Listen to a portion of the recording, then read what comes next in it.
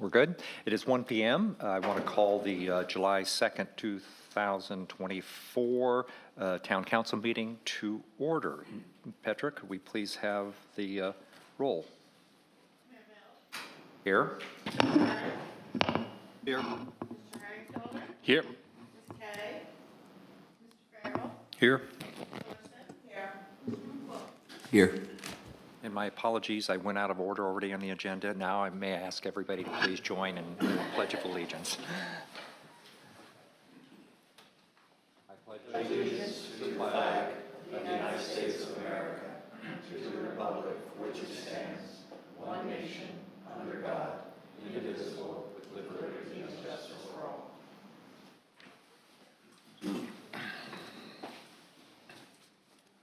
First item on the agenda is the approval of the minutes of the June 4th, 2024 Town Council meeting. May I have a motion to approve the minutes?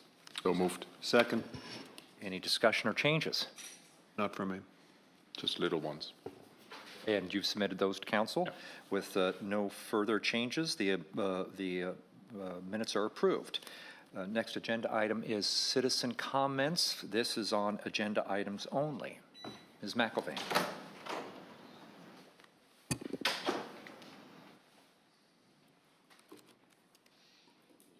Maura McElvain, 146 Blue Heron Pond Road. There are 5 things, very quickly, I just want to talk about. One is the update from Dr. Colley or his representative. I think that's a great opportunity for the community, and I appreciate that the town council keeps making, and that Dr. Colley and his colleagues keep making themselves available to give us information. So I applaud everyone involved in the process of the transparency with respect to the project. The second is, in the discussion items, there's something called Discussion of East Beach Club Franchise Agreement with the Kiawah Partners. It says tab 2. Tab 2 is empty. So I understand it's just a discussion item, not a vote, but to the extent that materials could be made available to the public, that would be helpful. So I appreciate that because it's not out there and it's not on the website. Third, going down to old business C, which is the management and disposal of loose materials and debris. As I understand it, this is also going to cover rollaways that are on site for construction projects. And it seems that they have to be covered when not in use. I just am hoping that when you discuss this, you'll maybe address who's going to enforce that or how that's going to be enforced. Because there's so many rollaways on the island, it's going to be a full-time job, if not for more than one person. So if you could address that when you're talking about the ordinance, I would appreciate it. But I think it's a great idea. 4, Mayor Pro Tem. Thank you, thank you, thank you, thank you. I am one person who's had some heartburn over the last several months because there is no provision or was no provision in the town ordinances addressing the circumstances we ran into when Councilman Moffitt resigned. So the state statute has a general provision, but the ordinance that we had didn't address what to do in the circumstances that the town has encountered. So it appeared the town was acting slightly extemporaneously, understandably, but it made sense what you guys were doing. But I am very appreciative that we're now going to codify a solution to the gap that existed in the town ordinances. So thank you for that. Lastly, the Tetra Tech disaster monitoring contract. This is also a thank you. I was here at the last meeting when their form contract that had previously been approved 2 years ago was discussed.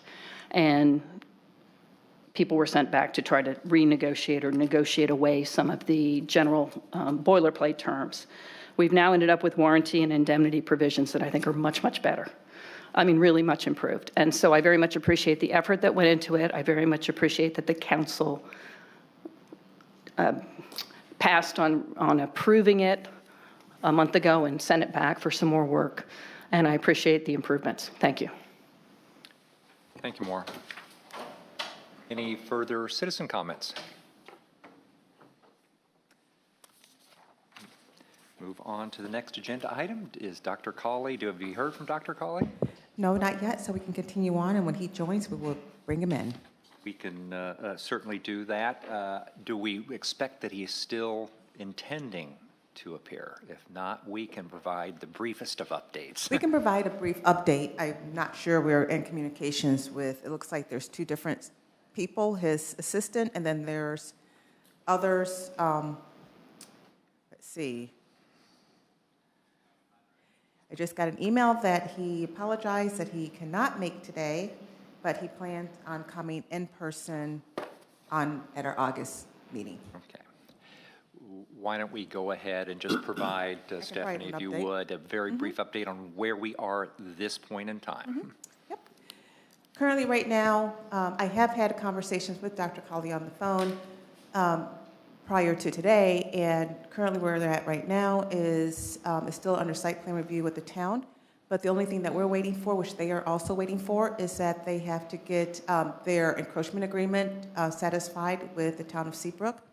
Planning Department, it's my understanding that they are scheduled to consider the application, I forget the date, sometime this month, or was it in August? July 10th. And also, they're just waiting on their letter from Freshfield ARB. It's my understanding as well, from their landscape architect, that everything is fine. John Taylor just has to essentially get two letters, one from the Freshfield ARB and one from Seabrook.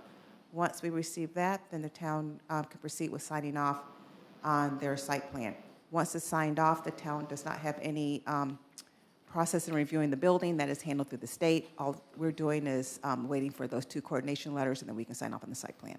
And then when I talked to Dr. Cawley, he has said that once he gets those, they can be mobilized within 2 to 3 weeks. He feels like they're still on schedule for 2025. So the only thing I would add, thank you, Stephanie, is that based on my last conversation with the mayor of the town of Seabrook, it goes back a couple, 3 weeks, that yes, the planning commission of the town of Seabrook had not yet signed off on the encroachment agreement, but at that point in time did not anticipate that there were any issues that could not be addressed or wouldn't be addressed and resolved in fairly short order, but that has not happened yet. Thank you.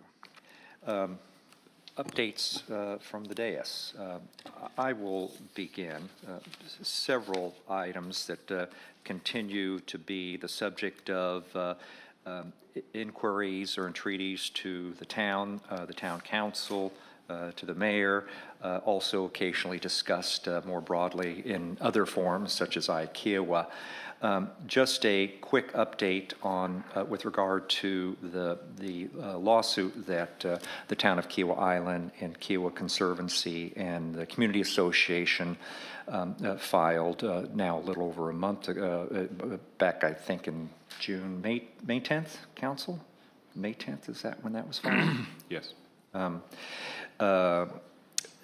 There's not much I can say. It's pending litigation matter. We do have an executive session scheduled, and so that will be the subject of the executive session to receive advice and counsel, because subsequent to the initiation of the claim by the three parties, the town and the other two parties have received an answer as required by the defendant, and a counterclaim and a motion to compel arbitration, and the parties will need to sit down and talk about next steps, and that'll be the subject of executive session. So that's all I can say about that, other than to reiterate two critically important points that have come up again in conversation, whether internally or external to Kiawah Island. The first is I'm committed, I believe the entire town council, indeed all three parties of litigation, are committed to two things.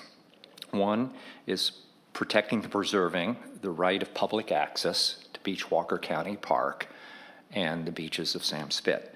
The second is to preserve and protect Sam Spit, the highlands thereof, as critical habitat for our bobcats, for migrating shorebirds, for nesting loggerhead sea turtles, as well as along the river and the inlet, our strand-feeding dolphins. There is no intention and desire, has been stated at least in one place, to have pull up the drawbridge and close off access to Beachwalker County Park and Sam Spit. That's not the intent attention. The lawsuit is simply to enforce what we believe are the clear and unequivocal terms of the ARDA, and that's as much as I'll say on that subject matter. With regard to continued inquiries regarding the status of the Cape Club issue with regard to parking, the Ocean Pines site plan review, the Cape Point Road extension site plan review, and West End, the Upper Beach Walker site plan review. Really no change in status from the last meeting. The town planning director has issued comment letters. Those were issued, I believe, on June 3rd. And those comments are still sitting out there. To the extent that the applicant believes that the planning director in making certain determinations has erred with regard to those determinations, there's a clear next step, and that would be to seek an appeal from the Board of Zoning Appeals. And to our knowledge, that has not happened yet. There has been no request for a variance or appeal of an administrative determination to the Board of Zoning Appeals at this point in time. So we are where we are with that process. Another issue that's really gotten a lot of attention, over which the town has limited direct responsibility for or authority over, is with regard to mail delivery services, USPS mail delivery services. It's a federal entity, and the town can entreat the USPS, as the town has done, to improve services. But just a couple of observations with regard to what has been fairly extensive email traffic on this topic, both through Kiawah, Facebook, as well as directly to the town. This issue of delivery service problems is not unique to Kiawah Island. I've discussed this with counterparts at the county council, with the Charleston City Council, and indeed the Johns Island Post Office is actually within the Charleston City's jurisdiction. We've discussed it at the Johns Island Task Force meetings, and it's a well-known issue that's been around for a long period of time. And it's just not unique to Johns Island. In this particular area, anybody can Google this week and look at some severe problems, delivery in Atlanta, throughout Georgia, and Richmond, throughout Virginia, and in Texas elsewhere. It's a broad staffing-related issue at the United States Postal Service. It's not easily going to be addressed or rectified, and in fact, it's probably only going to get worse over time, since the USPS is looking to carve out another $5 billion from its expense structure. It's not to say that we're not doing things. So what the town has done, just so everybody's aware, is we've reached out to the local USPS. We've also reached out and complained to the Office of Inspector General in Columbia. And again, we have been in communication with our municipal and county counterparts. We've also reached out to our local congressional representative, Representative Mace, and I know others have reached out to our U.S. senators as well. And I would encourage anybody who's had any issues with regard to mail delivery services to communicate with our senators and our congressperson, because they have oversight responsibility over the U.S. Postal Service, and particularly Representative Mace sits on the relevant House committee. So if there's any hope of any change coming from on high, then that's the best way it can be directed. I would also note that the USPS appears to be aware of this issue. There is a new postmaster for Johns Island as of the beginning of June. So he came on board just about 1 month ago, and has pledged changes. Whether those will be forthcoming or not, we'll see. But we'll continue to try to communicate with all relevant parties.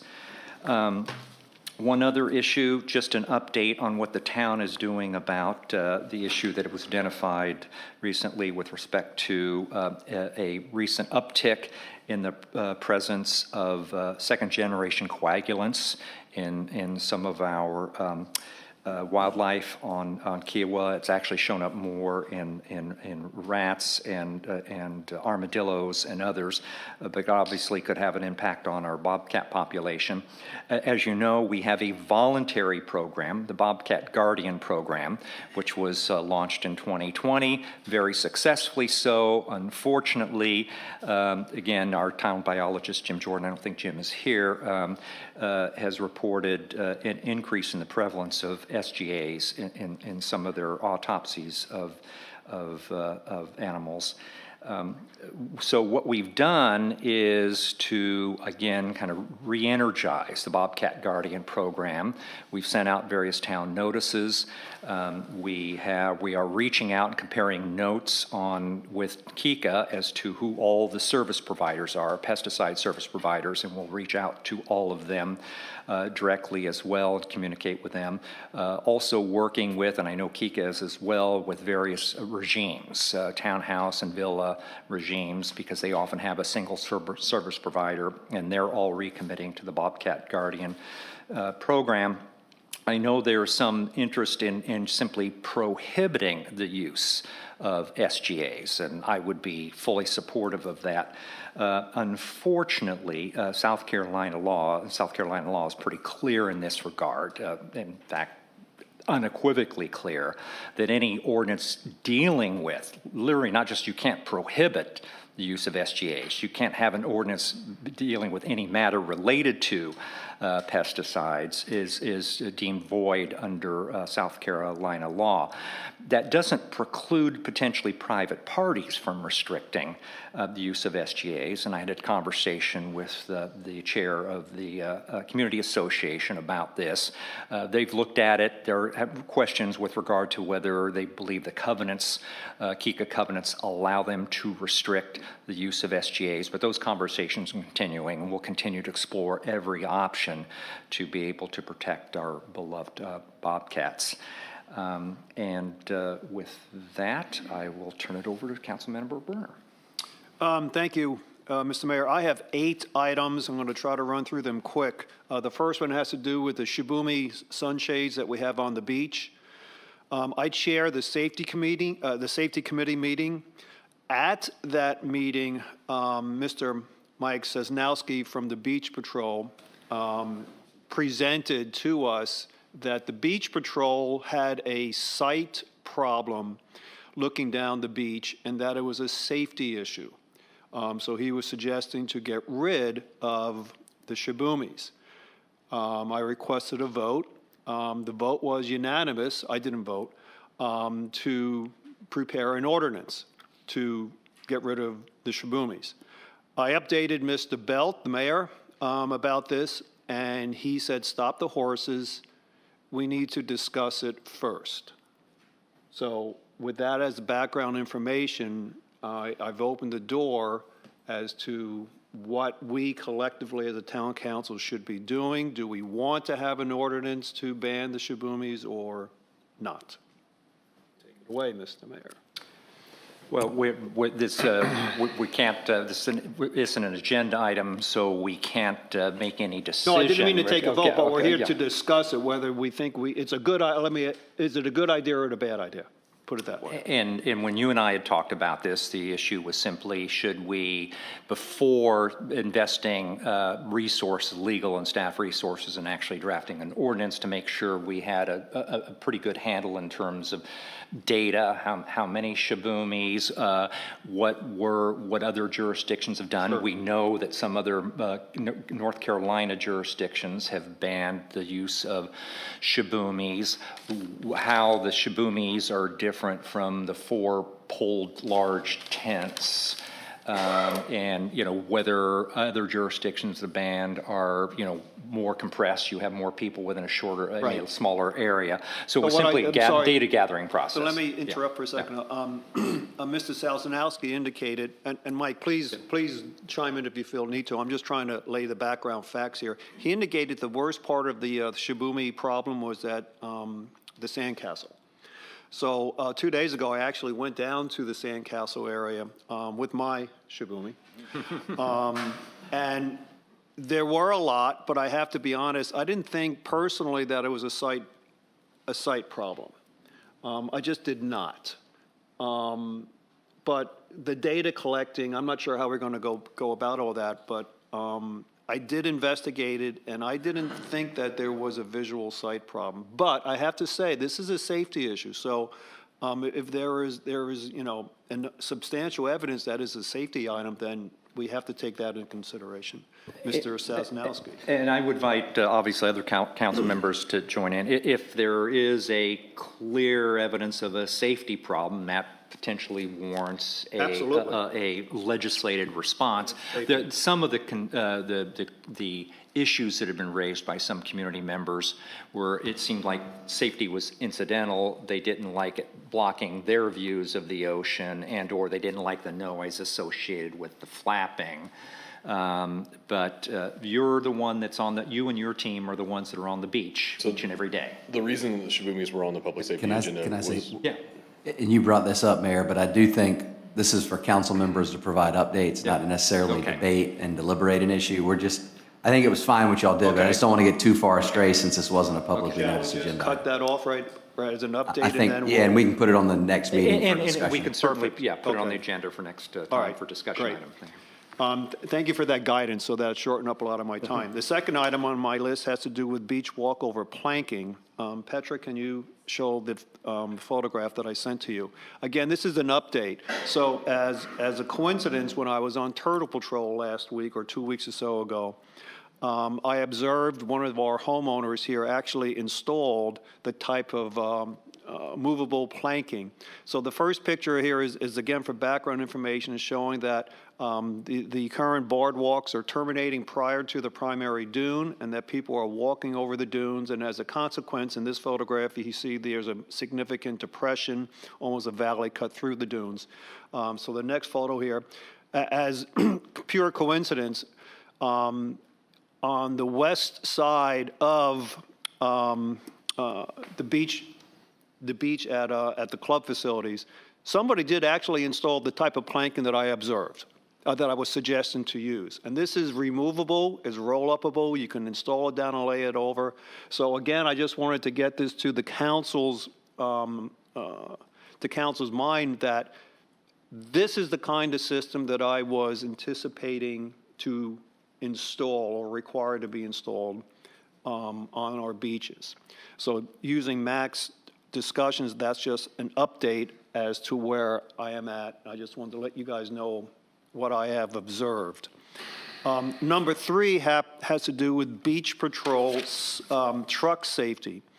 Mr. Sosnowski, again, at the safety committee meeting that I chaired, discussed the accident that occurred at Myrtle Beach, where somebody was unfortunately killed.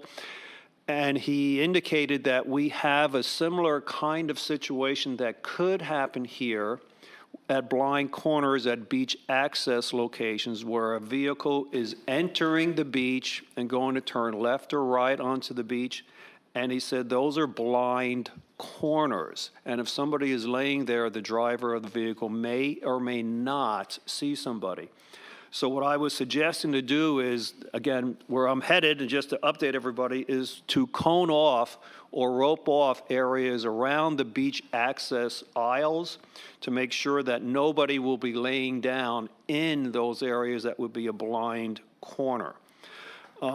Number four has to do with the traffic control buttons that we installed at the exit point of the front gate. It's exactly what I was looking for. It should do really well as protecting traffic from merging too soon and creating an accident. With that being said, again, another discussion point that I'm looking at providing the same kind of control is at Little Rapids Lane. There is a zebra striping, as you can see in this photograph in front. Just go to that, zebra striping, where I have been informed there have been accidents at that site because vehicles entering Kiawah, when the traffic is heavy, is riding on the zebra striping to get to the left lane where you have to go pick up a pass. One of the things I would like to do, this is again an update, is to put those same kind of buttons that we had installed at the exit around the perimeter of the zebra striping to stop traffic from crossing over into areas they're not supposed to drive and creating a hazard to traffic coming off of Little Rabbit. Number 5 has to do with trash and litter at the location on the beach to the east of the beach club, where it's an off-leash area. So you don't have a lot of people going there for sunbathing, but for reasons, well, just there seems to be a lot of trash coming up in the tide. And given the fact that we don't have many beachgoers there, the trash is collecting at the high water mark, as you can see in this photograph. So what we need to discuss, again, this is an update to the community, and I don't have an answer yet, but we have to perhaps modify our sanitation trash pickup, or somehow we have to get people to pick up trash in that off-leash area. Again, another update. I don't know what we're going to do about that. Number 6, I just did a podcast with the Low Country Land Trust and the Conservancy. It was an amazing podcast, and this came out of the fact that they did a presentation at Johns Island Task Force that showed how much land that they have preserved in the Low Country. It's an amazing quantity. It's over 50,000 acres in the entire Low Country. It is amazing what these 2 organizations have done. That's a podcast that I just taped this last week.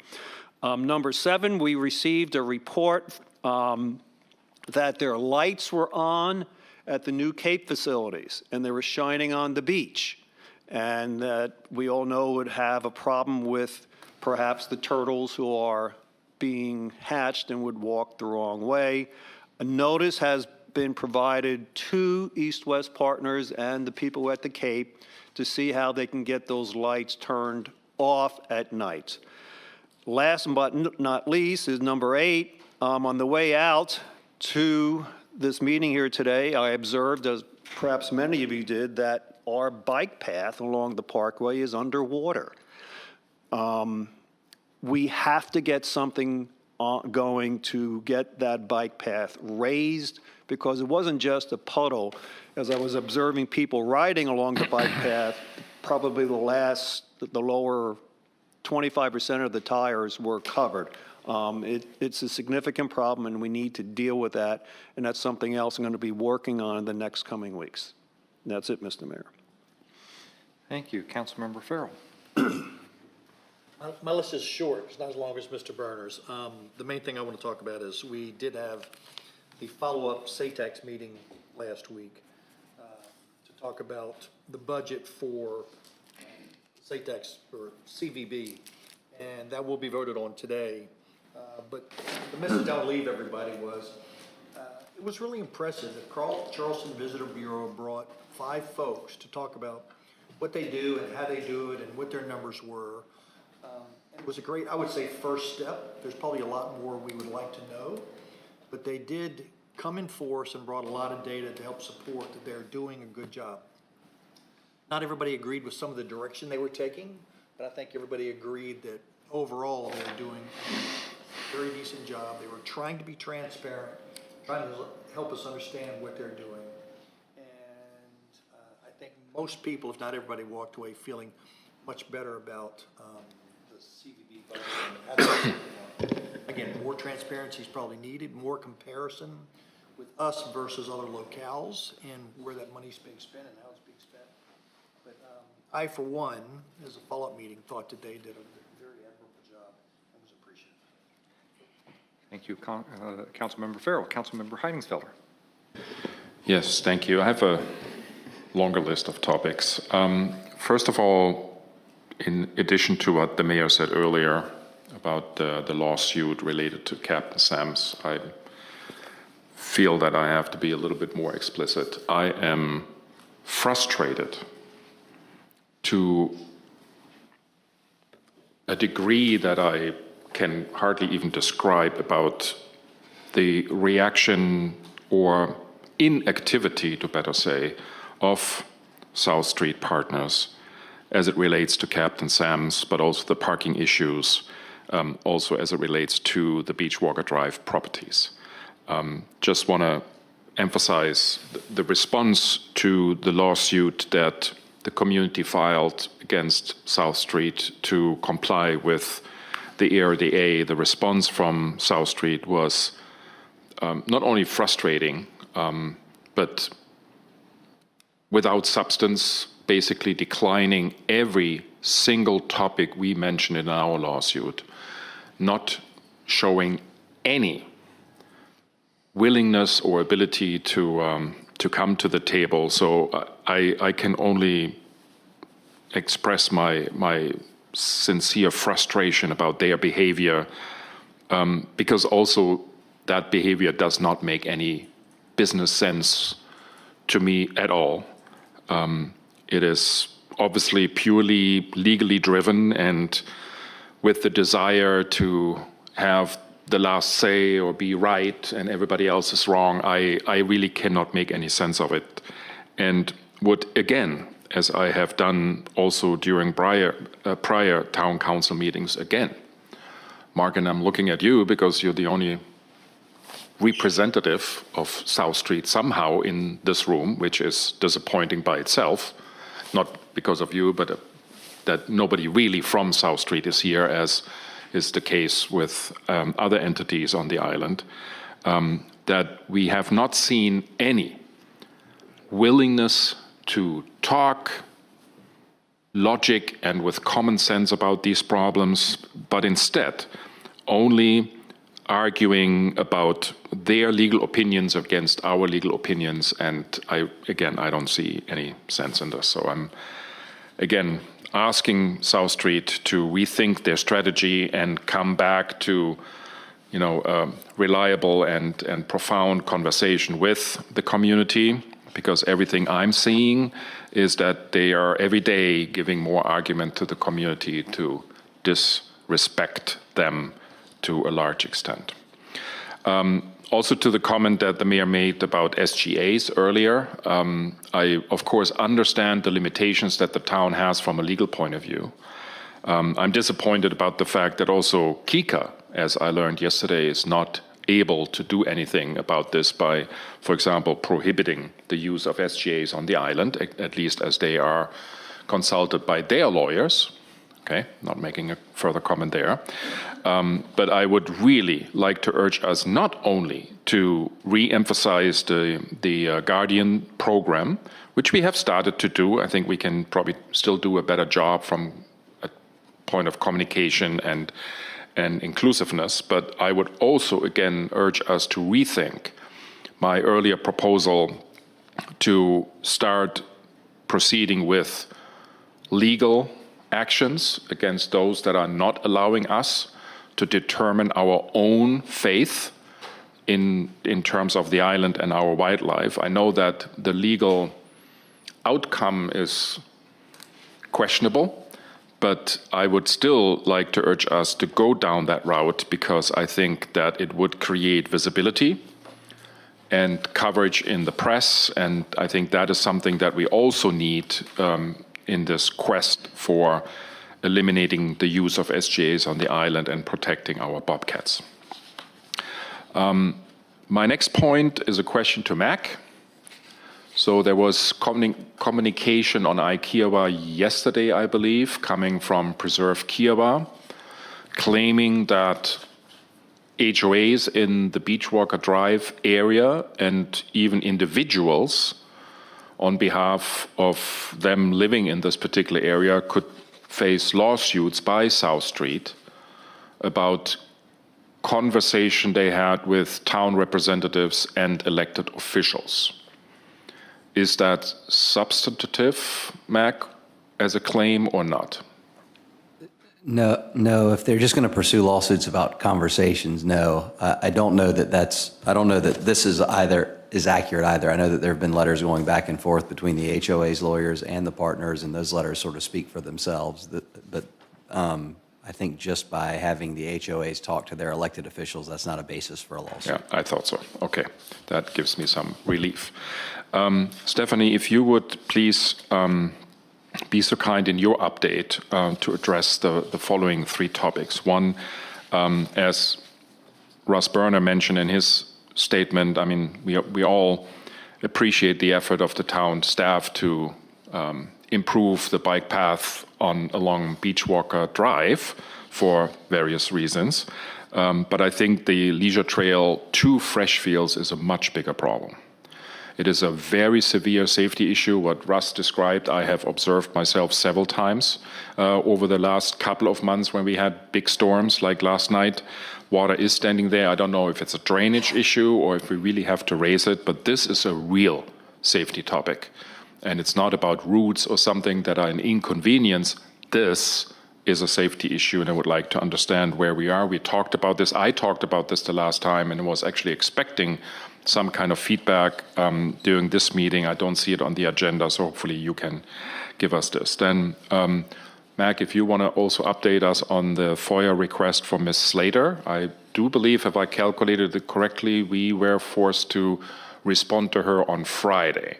That was actually the extension of the end of that time frame that we have legally to respond to FOIA requests, correct? That's right. Yeah, we've told her the documents are ready and available for inspection, or asked if she wants us to mail them, et cetera. And she's written me back just asking how many and how much today, like just right before this meeting. So we are ready. It's up to her to decide how to receive the documents? Yeah, how she wants them, and then we're going to send the documents. Okay, very good.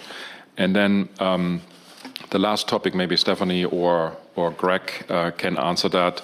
I know that we are putting a lot of emphasis on the first gate traffic situation, which is certainly an inconvenience to many of us on an ongoing basis, and I think we appreciate that effort of the team at the first gate.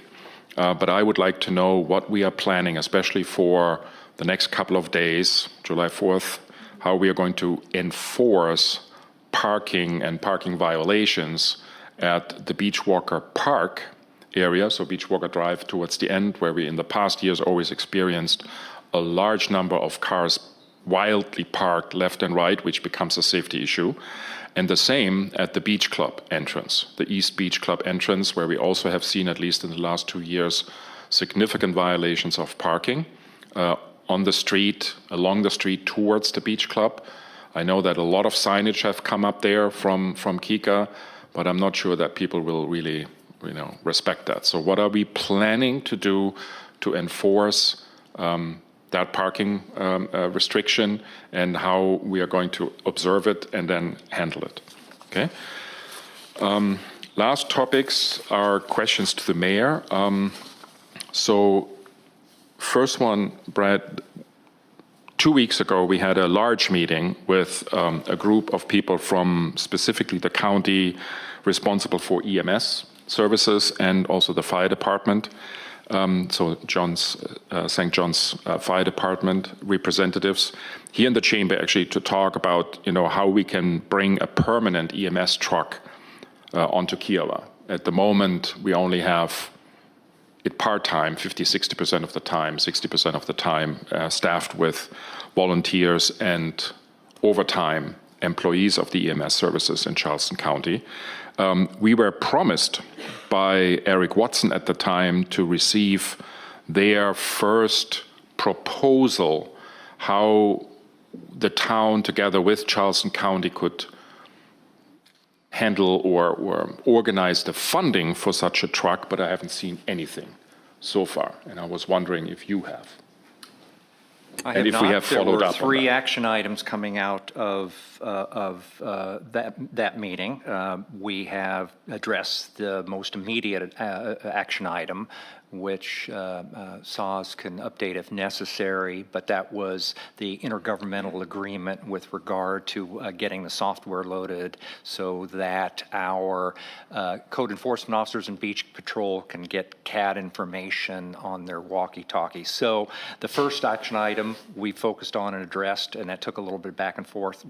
There hasn't been any follow-up. I'm not aware of us having received anything from the county, and we can certainly follow up. So I would recommend that the mayor or Stephanie are following up with Mr. Watson, because he made a clear handshake promise to me at the end of the meeting that he would provide us with his first estimate on May 24th, which is 2 weeks ago. The first, I'm So- sorry, the first estimate, he promised you what, the first estimate For how we could finance the cost. So, I mean, we know the total cost. Right, we know the total We cost. know the estimation of a total cost for the truck, means the truck, the personnel, their wages and equipment and supplies and everything.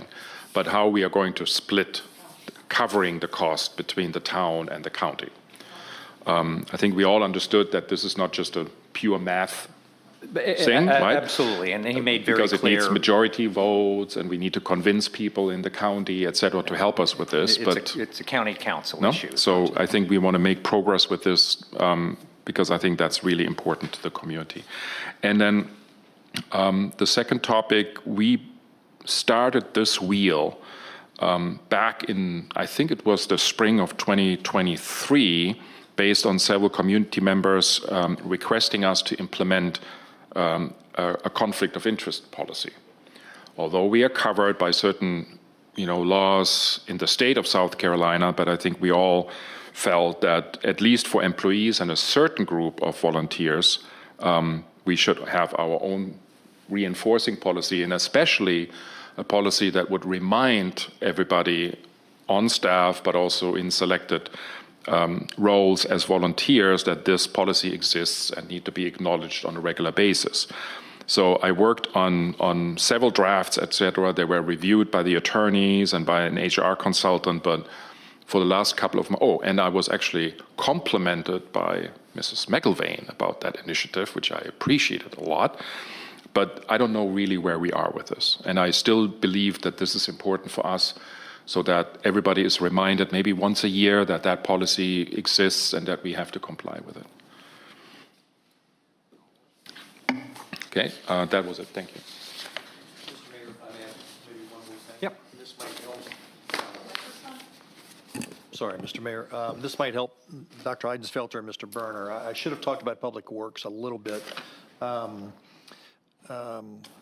Several weeks ago, Brian had the contractor out and looked at some of the problems, especially around the flooding on the area around that bike path going away to Freshfields, and kind of determined that basically the pipes were plugged. And I'm not going to get all the details right, but he's working on an RFP now with a contractor to get both the pipes unplugged and to look at how do we raise that. He's looking at, is there money from the county under a certain special program that he can get around $300,000? They can help with that. He's used the work that they did in Beachwalker to estimate some of that money. So there's work going on there. We probably should just talk more about it and be more explicit with a time frame. But I apologize for not saying that earlier. So work is going on. Probably needs to just continue to move and move faster maybe. And maybe we can share that information better, because if something like this comes up in a town council meeting, I think we should be able to know where we are progressing with this.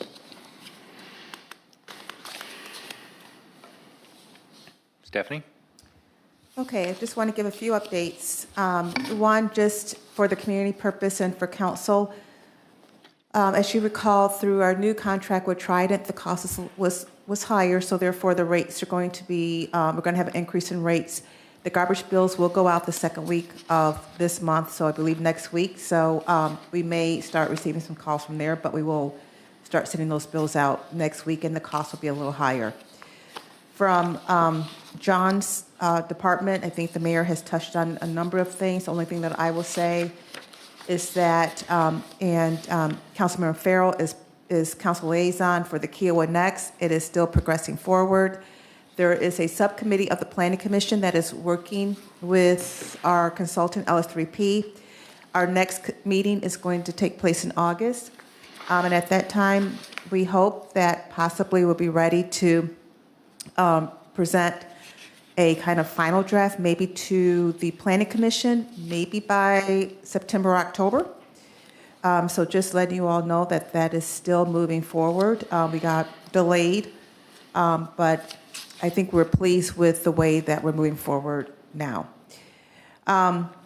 As council recalled, you all had supported a joint letter from the town and from the mayor of the town and the mayor of Seabrook in regards to the Segment C, Main Road Segment C project. That deadline to submit the letters, comment letters, was in June. We got ours in.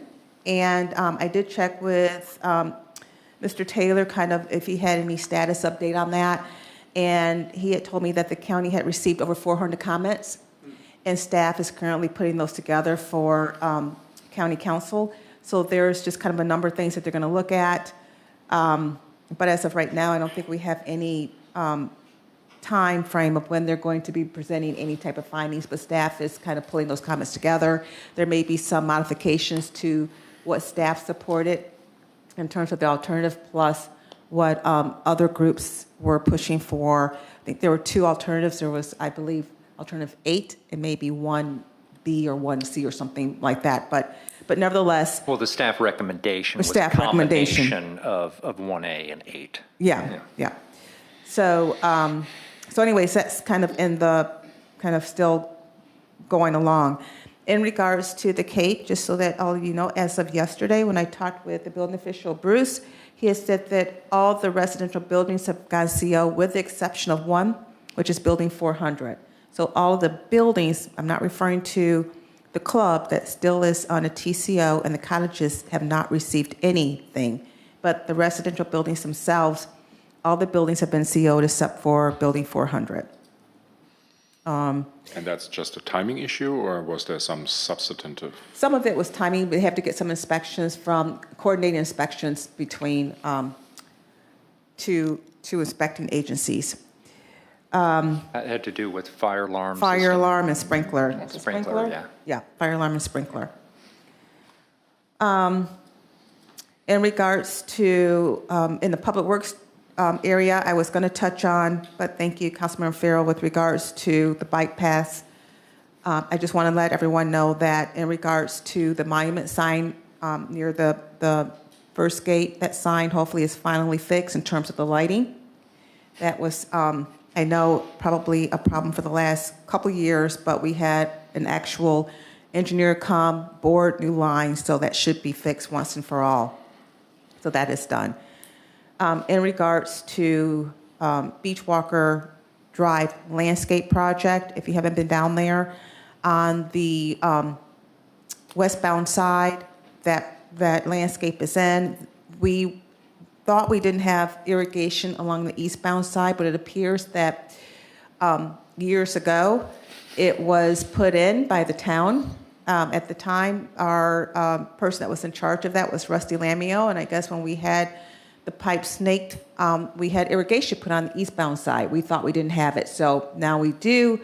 So the contract, the concern before was that the contract that council approved in terms of the max amount of spending, our TEEX was concerned that if we put the landscape on the eastbound side, there was no way to water it, with the exception now of we have hose bibs and having lines, water hose, and actually watering that way. And they had concern about the survivability of any plantings we put on the eastbound side. Now, since we know that there's irrigation there, we're working on getting, looking at that to make sure the quality of that. There's still, we don't believe, any irrigation near the gas station area there, but needless to say that we will be able to go ahead and kind of complete the contract as approved by council, which is to go ahead and put your landscape along the eastbound side. Just on that latter point, a little bit of serendipity. Sometimes it's better to be lucky than good, or I don't know quite the right characterization. There was water pouring onto Beachwalker Drive 2 or 3 weeks ago, noticed. Well, apparently Comcast, subcontractor of Comcast, which is weighing lines, cut into an unknown irrigation line. And investigation of what that line was all about, who it belonged to, where it connected, revealed that, in fact, which we didn't think was actually the case, that the town had put in irrigation back when the town was over at Beachwalker Center. And although the valve is over at the Kika administrative offices now, there is now, and that's going to save literally $50,000 potentially of having put in irrigation on that side. So, But I'm confused. I thought when we approved the contract, with the landscaping company, we only focused it on the west side of the street because the east side will be under construction, so why would we plant there anything? So it was a good chunk of the west side is not going to be addressed, where there is going to be construction. But the areas from the Beach Walker Center south to that utilities area, where the utilities at the top of essentially Lot 1 is not going to be touched by construction. So it was just that area as On well. the east side. He said, not the west side. On the east side. On the east side. Yeah. So it's But that's only. Kika property. Pardon? That's Kika's No, property. it's within the town's right of way. Yeah, we had it surveyed, so the work that's going to be done is within our right of way. It's just within the right of way. So it's probably maybe a third or a quarter of the east side. In But addition, we continue not to do anything in areas that might be built. Correct. And then the other portion, but we do actually now have water going over to the island in front of the gas station because the line was good. bored, so we do have water access there. That's the other portion. Okay, and then just kind of wrapping up, I'm not sure if you had wanted to speak on it, but in regards to our current feasibility study with CPSM, I forget what that stands, Center for Public Safety, I believe, they are the ones that's working with us in terms of our public safety feasibility study. We're still kind of plugging along there. They are doing some FOIA requests from the county. We had another kind of meeting with the core group that includes Dwight from Kika Board, who is now part of that core group. Right now, we're looking at some dates for them to come here this month where they would meet with kind of shareholders, which include public safety from the resort, more Kika, of course, town, CCSO, and others. So we're right now in the process of trying to coordinate that meeting. We're still working on finalizing the contract, but we are working along with them. In regards to the question came up with regards to this kind of weekend coming up, we have, with our off-duty deputy contract, we have costs to bring in additional deputy to help with traffic, and especially during our busy times. So Director Harris was notified by Lieutenant Brokaw with Charleston County Sheriff's Office that we will have an extra deputy on July 4th to help with parking, and especially along Beach Walker Drive. So we will have a deputy on board on 4th of July. We will have our normal staffing that will work through the weekend to help with parking. We will have our evening code enforcement and beach patrol also helps. They have the ability and have in the past issued tickets on Beach Walker Drive. We have the ability to tow, but the problem last time we tried to do that was the tow company just did not come out. So while I keep pushing to try to get a second company, it's just sometimes difficult to get that. But we do have a contract with the towing company, and our beach patrol and code enforcement officers know that they can call and hopefully maybe a company come out. But if they don't, we still have the ability to ticket. In regards to each beach club, if our evening code enforcement officers see parking, they probably have to notify Kika, since it's not a town road, but they can notify Kika Security of the issues between the town and Kika Security. We work closely together. So we do have measures in place to try to help with traffic for this, starting even tomorrow, but definitely Thursday, Friday, and Saturday. But shouldn't we also ask Beach Patrol during the day, because that's when parking issues might, occur at the beach club, to also have a look at that and notify Kika, because that's a safety issue, not only for the beach club, but also for the entire beach. If, for example, Michael's team cannot access the road that leads in front of or very close to the entrance to the beach club towards the beach. Yeah, so I would say during the day, it could be the town's code enforcement officers, because beach patrol during the day, their primary responsibility is the beach. Of course. But yes, when our evening code enforcement come on board, then they can definitely help they can essentially start where the town stops in terms of the East Beach Club. And I would Because just our town code enforcement officers can write tickets, of course, And as I would well. just note that, yesterday's staff meeting, we discussed at some length preparations for the upcoming holiday weekend, just as we had done before the Memorial Day weekend. Our Director of Public Safety, Craig Harris, communication with the resort and communication with Kika, about those kinds of issues.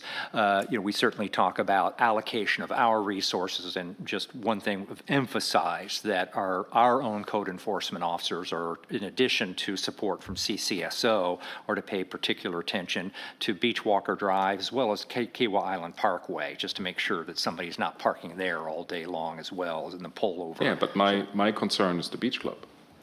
Yes. I understand, but that is, we can, I mean, maybe Saz wants to address something but as Stephanie noted, that's not our jurisdiction with regard to parking-related issues there. I'm very well aware of that, Yeah. right? I was suggesting that the beach patrol just makes a quick look every other hour to see if everything is okay, so that we don't have safety issues or problems for the first responders Right. to get both to the beach and to the club. That we don't have jurisdiction, I know all of this, but this is a pragmatic issue. This is, if something happens, can we notify those that handle it? Yes, and what we can do, if it becomes a public safety issue like blocking the beach access, we can ticket. But of course, the car is still there. We have to have it moved if it blocks public access. But yes, we would make sure through Director Harris and our code enforcement team to keep an eye out on that, because it can. I agree, And I it can assume you get guys blocked will up. let Kika Security know when you think it's a matter for course. Kika Security. Typically on the 4th, they usually have a patrol unit at the beach club. At Ocean Marsh anyway, when they have patrol units to spare, because they know that's a cause for concern. But if anybody gets in the access way or blocks any actual movement of vehicles through there, we do take that as an emergent issue and handle it right then. And just, of course, Town Hall is closed on Thursday, and we resume normal operations on Friday. Stephanie, if you talked about this issue and towing, and we can't get people to tow, should we try and get a second contractor, or? I'm working on it. I've actually asked Director Harris to talk with Phipps to see if they can provide second, and he's going to talk with me today. It sounds like we've asked them before in the past, so it sounds like we've had a problem having them come out. Like many things, it's tough to get people out here to do that kind of thing. And I thought it would be easier for them because they're right on River Road, so I'm going to see. Thank you. Would it be easy just to boot the car then? Yes, it's one of the things that we have to talk about with our legal counsel is in terms of getting something in place from an ordinance standpoint and what's the process of booting. But if we wanted to do that, we may then have to make sure we can work with our evening code enforcement. So there's probably a number of steps that we will have to take, but I can talk. Because then you have to worry about getting a wrecker out here. That's correct. Well, maybe, but I mean, booting is a great idea and tool, but if it's a public safety issue, if it's blocking emergency access, you want to get it moved. Correct. Of course. Yeah, but the thing is, why I like Russ's idea is people see that, right? They see that we did that, and they will think a second time if they want to park there. Not because they were caught, because maybe they got a parking spot at the beach club, but they saw it. So I think there's also some preventative topic I around think it's a that. tool, but if it's, again, a public safety issue or blocking emergency access, that's probably not the solution, so we got to get both working. Of course. Thank you, Stephanie. Just to follow up on one item you mentioned, the Segment C project. We had sent the joint letter with Seabrook and expressed the view that we supported the staff's recommendation as a reasonable balancing of competing interest, and hope that there wouldn't be any rollback or cutback in what was proposed. At least thus far, indications are, and probably understood that this was a potential, is that those cutbacks may very well occur, that there was not be as much invested, as not as much road expansion as was planned by, recommended by staff, and that the divided lanes, added lanes would probably only go between Brownswood and plow ground, not down to Edenvale. There may be complete cutback in the bike path and pedestrian right of way as well. So we'll have to see. There will be probably a further, it hasn't been scheduled yet, I don't believe, but a further county staff presentation on the comments and what they're proposing to do to respond to the comments. And that's comment related or funding related? No, that's comment related. That's completely comment related because they have funding for the project. Okay. All right. Thank you. The first discussion item on the agenda is a discussion of town support of private fundraising activity.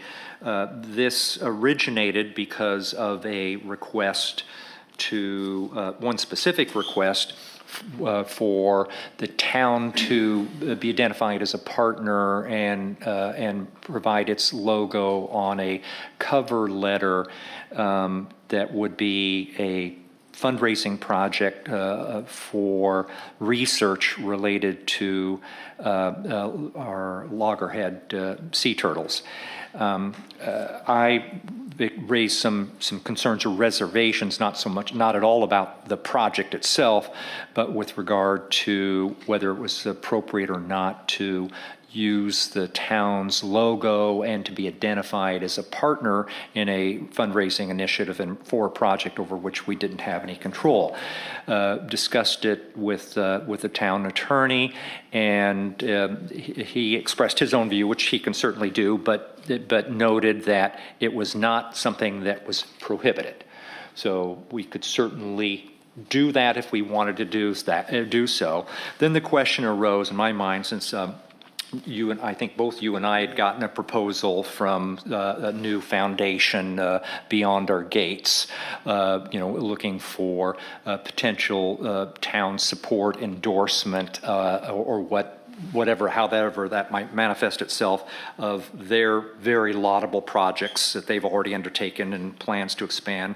More recently, Stephanie, we just got, it was with regard to the Low Country Land Trust, and it was actually as a follow-up to the podcast that you did with Natalie Olson and Kali Farah, which, by the way, I should have noted, it appears that it's going to be, there's so much good content in there, it's going to be part 1 and part 2. There is going to be part 1 and 2, yes. So the issue is both specifically with regard to the one request was made, what is council's inclination, but more generally, how do we want to look at these types of issues with regard to town support of private fundraising initiatives or not, and are there any criteria that we should establish if we want to go down that path?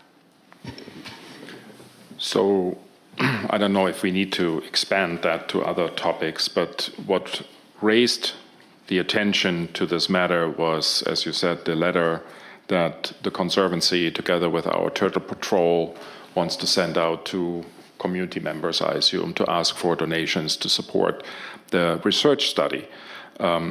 So if I stay with this particular one only, yes, I understand that this is, a private benefit for the university, so to speak, but we as a town, we as a community are incredibly heavily invested in everything around turtles, right? It's part of our image. It's part of why people notice us. People come here, people spend money here. So in this particular case, I would be absolutely willing to support as council the fact that we would put our logo and our support on that particular letter. So that's my first thing. As it relates to others that you mentioned that I'm not aware of, I don't know what these organizations are, I have not seen anything, I think that would be worth to look at and define a list of criteria by which we can decide in council if we want to support or not. But independent from this, for me, the Turtle Patrol or the turtle research study is of incremental value to our island, to our community, to our actually economy. So I would urge us not to hesitate a second to allow that our logo and our support is on that letter going to be sent out by the Conservancy. So I'm on the same page as Michael, Brad, and I'm just going to ask you, what is your concern? Is it from a legal perspective? What is it that's... There, invite town council, the town attorney to address what might be legal, but I suspect as a practical matter, very limited legal risks. Again, it's not something that's prohibited.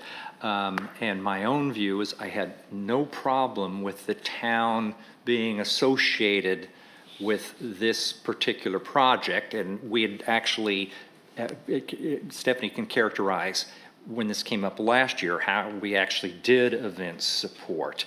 And my mind, there is a distinction, whether it's a distinction with a difference in the view of other council members is, I think, the key, as to whether there's a letter that they could say this is to support a critically important program that, supports the town of Kiawah Island's ongoing research and protection and the turtle patrol, etc. The issue here was specifically with regard to the use of the town's logo. And if we were to go down the path of using the town's logo in support of a private fundraising initiative, if we thought it was appropriate in this instance, where would we draw the line going forward with respect to other requests to have the town logo and the town officially identified? I believe we were identified as a partner in this project, which, again, I think the risk as a practical matter are very limited, but if those funds we don't have any oversight over those, so those funds are inappropriately used or spent, or are there any issues? Are there things that potentially expose us, if not from legal liability standpoint, from a reputational liability standpoint? So the question was only in my mind was, were there better ways to articulate support for this rather than a unfettered endorsement, use of logo, and saying that we were a partner in this project? So again, the reference to last year, Brad, does not apply to me, because that's already when we made the mistake, because you were very adamant about not using the logo, and unfortunately the mayor gave in. This is an initiative that already has the town written all over it. Okay, our Turtle Patrol supports it, and they are using a very similar logo than ours, right, which associates them clearly with the town of Kiawah Island. We are funding this whole program.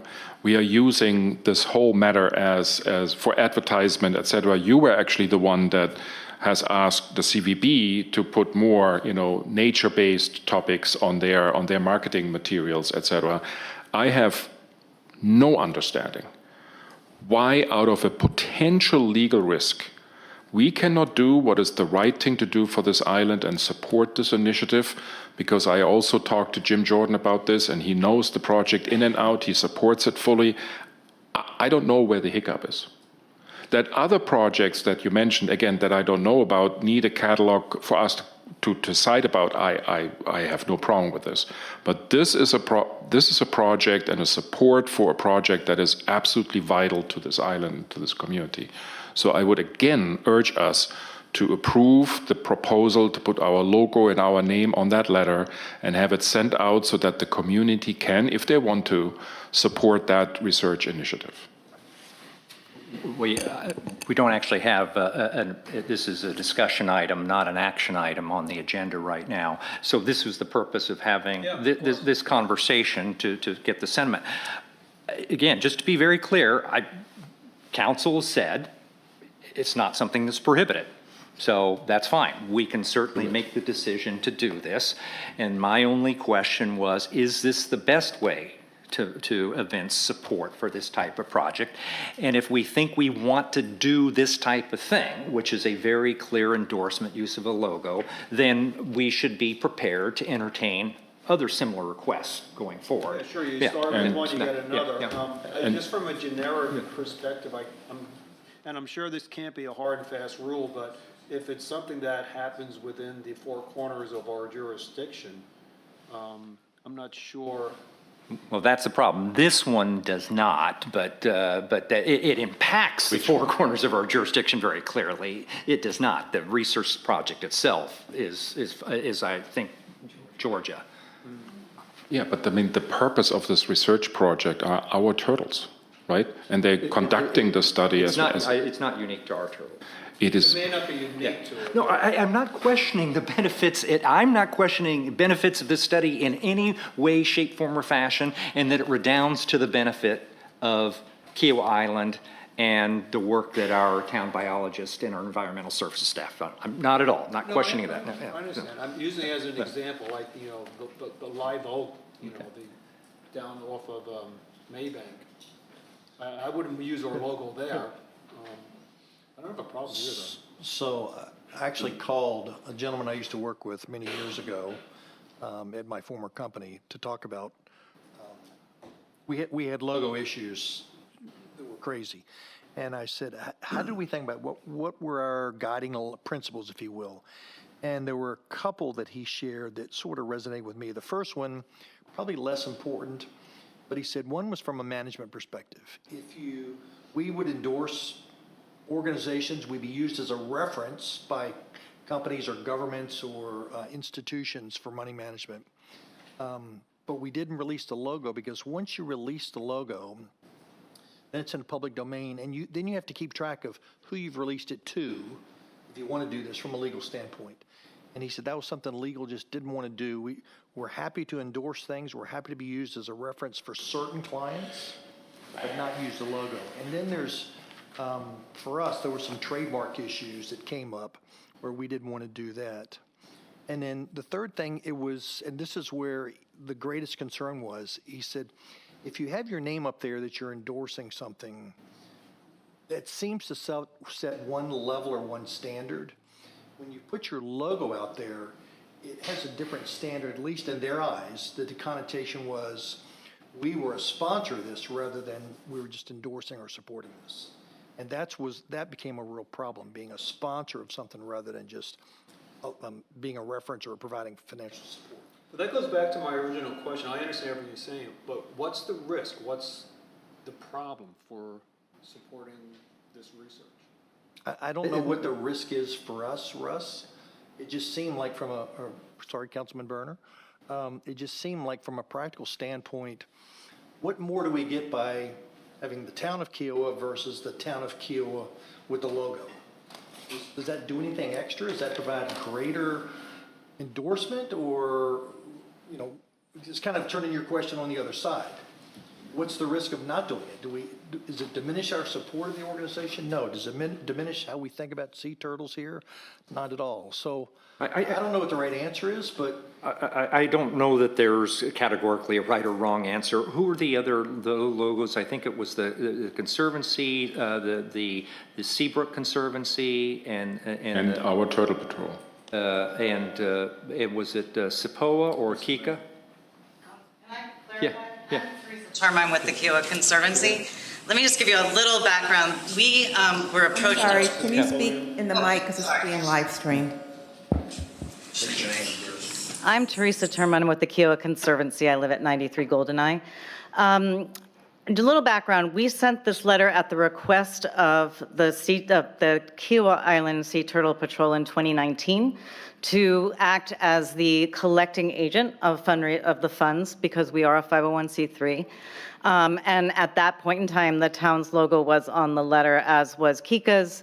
The sea turtle logo, its own logo, and the Conservancy. We were approached last year again by Lynn, the researcher at the University of Georgia is running out of funds and asked us if we would again do this letter and collect the funds on behalf of the Sea Turtle Patrol, as many Sea Turtle Patrols are doing this up and down the coasts that are submitting DNA to this research project. So I guess last year there was some confusion as over who was doing it and why. If there is an issue with the town's logo being on the letter, that certainly is something that we can remove, but we would definitely need to have the Sea Turtle Patrol logo on the letter, as well as the Seabrook Sea Turtle Patrol's logo will be on it, as will Kika's. The Conservancy logo will be below. It will be on our letterhead, and we will collect the funds, but we are simply a pass-through. All the funds will be then submitted to the University of Georgia, we will just be able to write the tax receipt letters and that kind of thing. Does that clarify a little bit? That's very helpful, and yeah, I'm glad you noted that the Seabrook Sea Turtle Patrol is identified, noted in their logo, but the town of Seabrook Island Correct. is not. Correct. So, and Mac, are there any other issues that we may have missed or as we've thought about this? Again, you indicated there is no prohibition. And I don't know what your experience is in dealing with other municipalities on these types of issues. Yeah, I think my thought was just, there was an AG opinion was the only law on this, and it was an apartment developer wanted to use Coastal Carolina University's logo on their student housing. And so they asked the AG about it, and that's where I told you, they basically said, nothing's prohibited, but you're a government entity, it's best practice, just be careful, you're not in the business of fundraising, your role is to govern. And so my only two concerns about the specific letter, not having known anything about this organization or what's going on in Georgia, is that it did say that they were in partnership. And so one of the risks I pointed out was what happens if the funds get misspent and we're in a partnership with that organization.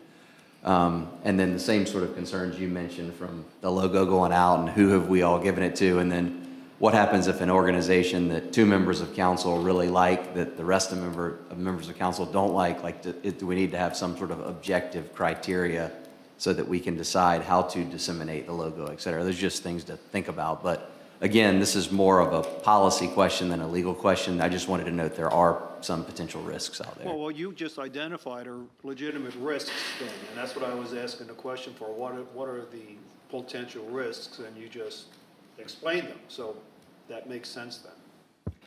Yeah, again, it comes down to me as much as anything else is the logo. It's the imprimatur associated with that, as opposed to the substance, the content of the letter and support for the project. I think we could demonstrate support, characterize support. Certainly, our turtle patrol is as Councilmember Heidingsfelder noted, critically important to Kiawah Island and all our constituents. So anyway, I don't know if there's kind of a clear sense of council on this as opposed to how we kind of will review this, look at this particular matter going forward. Again, it would be simply my view and recommendation not to use the logo and be just careful in how we frame it, but otherwise demonstrate unwavering support for this type of research. Well, it's a discussion, so we discussed it. Okay. All right. Any further discussion? Thank you. Second agenda item, discussion of screening requirements for trash receptacles for non-rental properties. Councilmember Heidingsfelder, this is an issue that you wanted to have the council discuss. Do you want to tee this off for us? Yes. So there are two concerns that brought this to the agenda. One is that we currently treat with our ordinance regular homes and short-term rental homes in a different way. So short-term rental owners, homeowners, property owners are required to screen their trash receptacles on their property so that they're not visible from the street, which means either in their garage, behind the house, or in an enclosure. That's the requirement for short-term rentals, but we don't have the same for regular homeowners who don't rent out their property. The second topic is that, yes, they are in the rules and regulations of KICA stipulations that clearly ask property owners to actually shield their trash receptacles, trash bins, easier, but that's not enforced. And despite the fact that KICA has been notified about this many, many times, their code enforcement, which in this particular case would be, I believe, the livability department, is both short-staffed, because I think they only have 2 people, but most importantly, they admit that they're not paying attention to this topic. I personally perceive it as an ongoing disappointment to see these trash bins standing around everywhere. We have this in every possible neighborhood on the island. So I wanted to gauge the opinion of council if we are equalizing every property and not singling out the rental properties, and issuing an ordinance that every property owner is required to shield their trash bins from visibility or from the street level, either in their garage or behind the house or. Yeah, and I can share pictures that I took just from 2 different properties in my neighborhood where this permanently occurs. I was not aware this was going on in my travels through the island. I'm not arguing that or suggesting that what you're saying is not happening, but I'm surprised that it is happening. It's everywhere. I think everything should be screened, to be honest with you.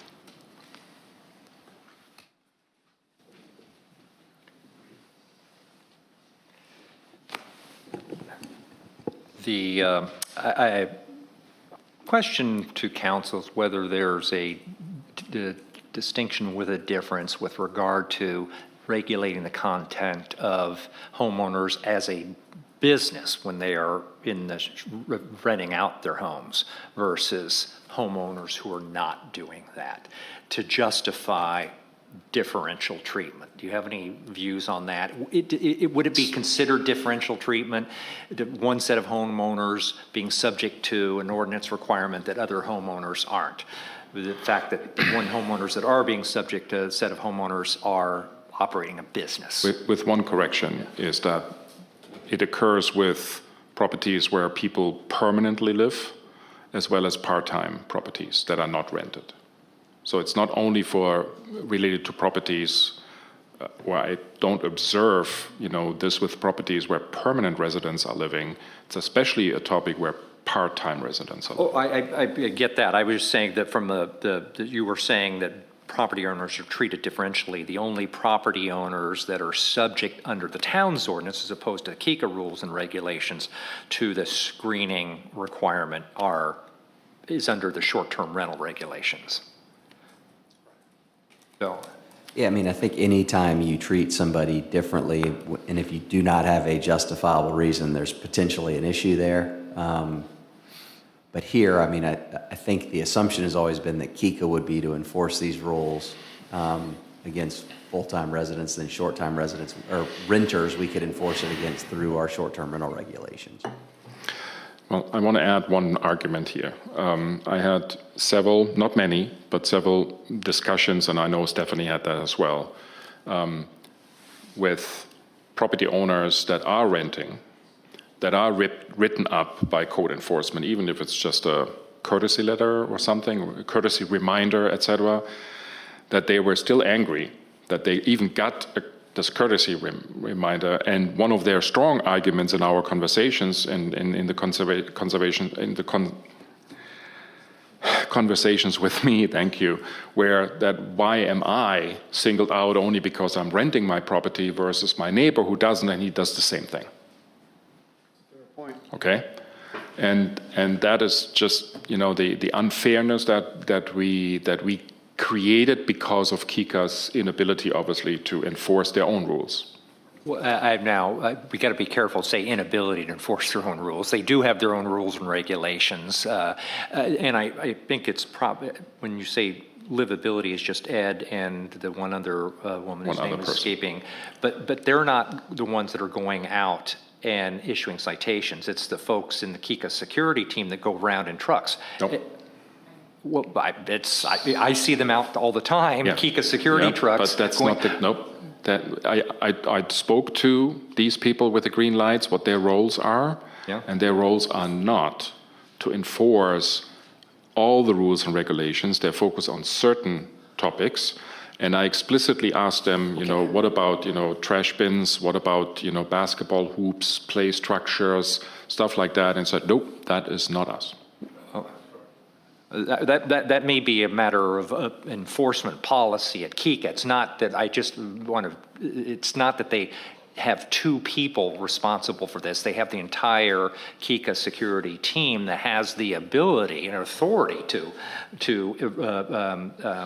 as I believe, correct me if I'm wrong, that has the authority to enforce Kika rules and regulations. Whether they choose to do so or not, that's a completely separate matter. No, that's their decision. That's why I'm saying. So obviously, to me, they decided not to enforce it. So that's why I'm bringing this before council. And it's legitimate. Then the question becomes, I guess, if every time there is a Kika rule and regulation that deals with private conduct, and there are a number of Kika rules and regulations, several pages, and they choose not to enforce, should we then adopt an ordinance and just get Kika out of the business of regulating private conduct, and then the town take that responsibility? That's what Mike was talking about. Yeah. And so, but I mean, do that generally. Why stop here? Well, Yeah, Exactly. Yeah. if it's a big enough concern, why stop here? Right. Exactly. But, you know, using this as an example, if it's not being controlled Enforced. by Kika, then let's fix it. And we have so many rightful complaints from community members that we are not enforcing enough what we have, right? And we keep adding. Now we are talking about these tents at the beach, etc. So we are adding and adding and adding. But as long as we are not even enforcing what we have and what we think for years has been right, then why are we talking about these tents at the beach when we can't fix our own existing stuff? Councilmember Searle, any? Yeah, so I guess I come at this a little bit different. One is, kind of the data, the materiality. I like Councilman Berner, I don't really see this as a big issue.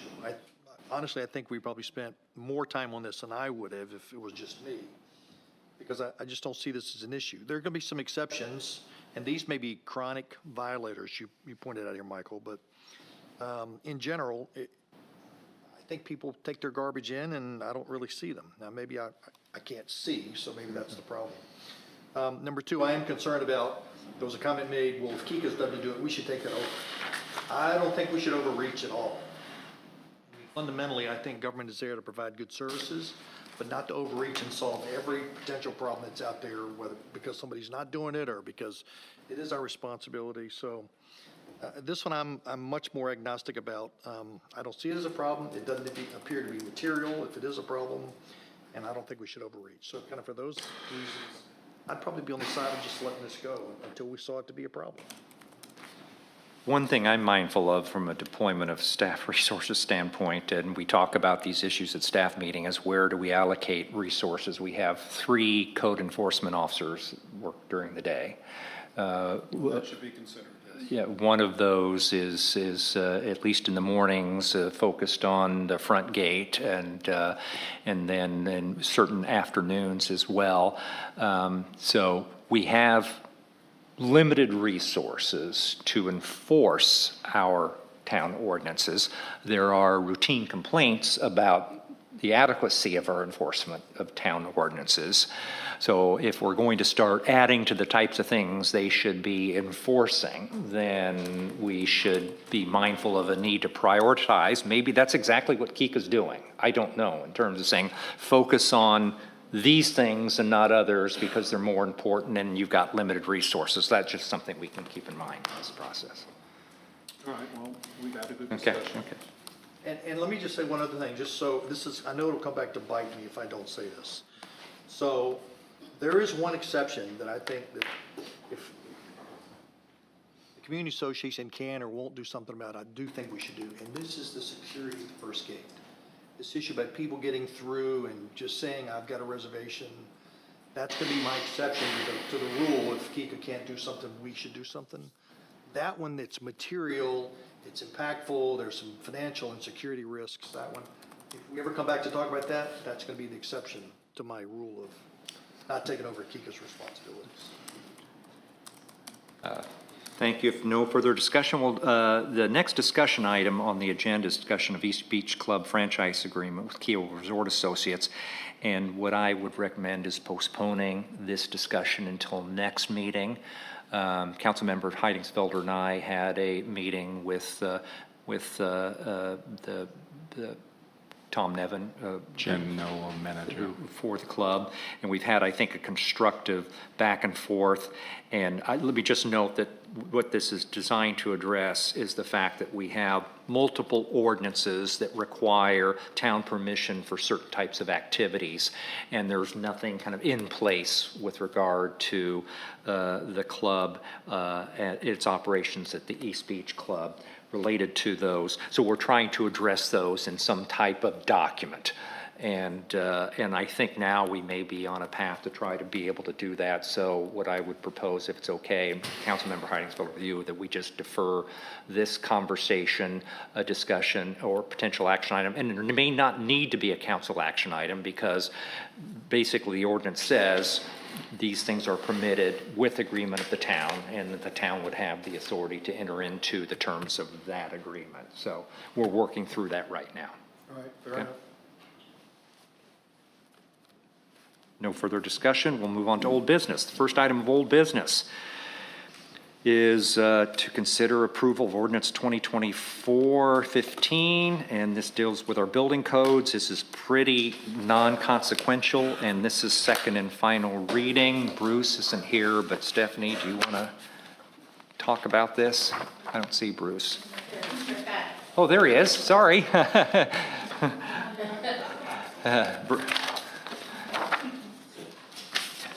You've got these next two, Mr. Spiker.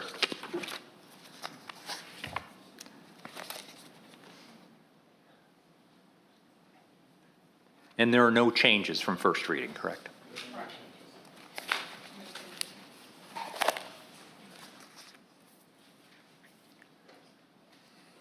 Thank you, Mayor and Council. This ordinance has to do with requiring additional documentation during the plan review process, i.e. Structural calculations, some electrical load calculations, when the electrical service is over 600 amps. It also requires submittal of isometric drawings or one-line drawings to show us the branch lines as well as the supply lines when for gas installations. There again, this all involves load calculations and a better way of reviewing our drawings when sometimes the submittals are lacking. And then we have to make additional calls, and could take weeks to get the information that we're looking for in order to approve the plan review. The requirement for structural calculations kind of falls on the fact that we're seeing what I would refer to as sometimes cookie cutter drawings, basically utilizing drawings for previous projects and trying to submit the same things for the current project that may not necessarily apply. So that's the reason for this ordinance. And I should have asked for a motion to approve on second reading, ordinance 2024-15. Second reading. Pardon? I move to approve. Second? Second. Thank you, Bruce. Any discussion? Yeah. I want to say, Mr. Spector, last time I questioned you very vigorously on this one and another one. I think this is a tremendous idea. I wanted to get the understanding of what you're trying to accomplish, but I have personal experience with this. The one thing I would ask is, you said cookie cutter, and you're concerned that they're underestimating calculations. I would ask you to look at the over-engineering side of it as well. And that's probably more important, because the over-engineering is costing the homeowner a significant amount of money, and they're using the same type of approach. I did this in this house, let's just do it here, and let's put in 15 pieces of steel. That's just as bad from a financial standpoint, maybe as under-engineers. So I really like this improvement, and I'm fully supportive. I would just ask for that one thing when you do this functioning. Agreed. And Bruce, refresh my recollection, but this is information that you would ordinarily collect in the in any event, and it has been heretofore involved back and forth, what you're saying is now, just let's include it in the documents up front. Correct. Any other questions or comments? No. All in favor? Aye. Aye. It is approved. The next agenda item is second and final reading of ordinance 24-16, which is, this is the fairly innocuous amendment, which is simply to change contractor license, replace the word license with registration. Correct. May I have a motion to approve second final reading of ordinance 2024-16? So moved. Second. Any discussion? Explain that to me. What all of a sudden means registration? I've never heard that term before, here, in this context, I mean. Yeah. Contractor my mic went. Contractor registration is a means that we utilize to identify contractors on the island who has been properly vetted with a business license. They also are required to get a contractor's registration, which gives them a decal to post on their vehicles so we can identify them as a fully licensed contractor. The problem was the verbiage we were using was licensing and not registration. Licensing is by law only provided by LLR at the state level. And so it becomes a kind of a conflict. So it has for us. nothing to do with business license? No, sir. Has Okay, nothing that to was do my with reading. business Okay, license. got it. Thank you. Any other further questions, comments? No. All in favor? Aye. Aye. Thank you very much, Bruce. Continuing on with old business, second and final reading of approval of ordinance 2024-19, which is dealing with loose materials. May I have a motion to approve the ordinance? So moved. Second.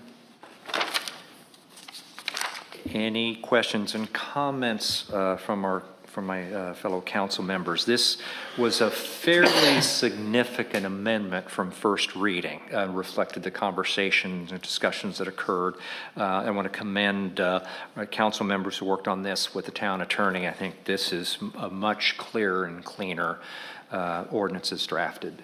Well, I do have a question, notwithstanding Ms. McIlvain's question of who's going to enforce, before we get there.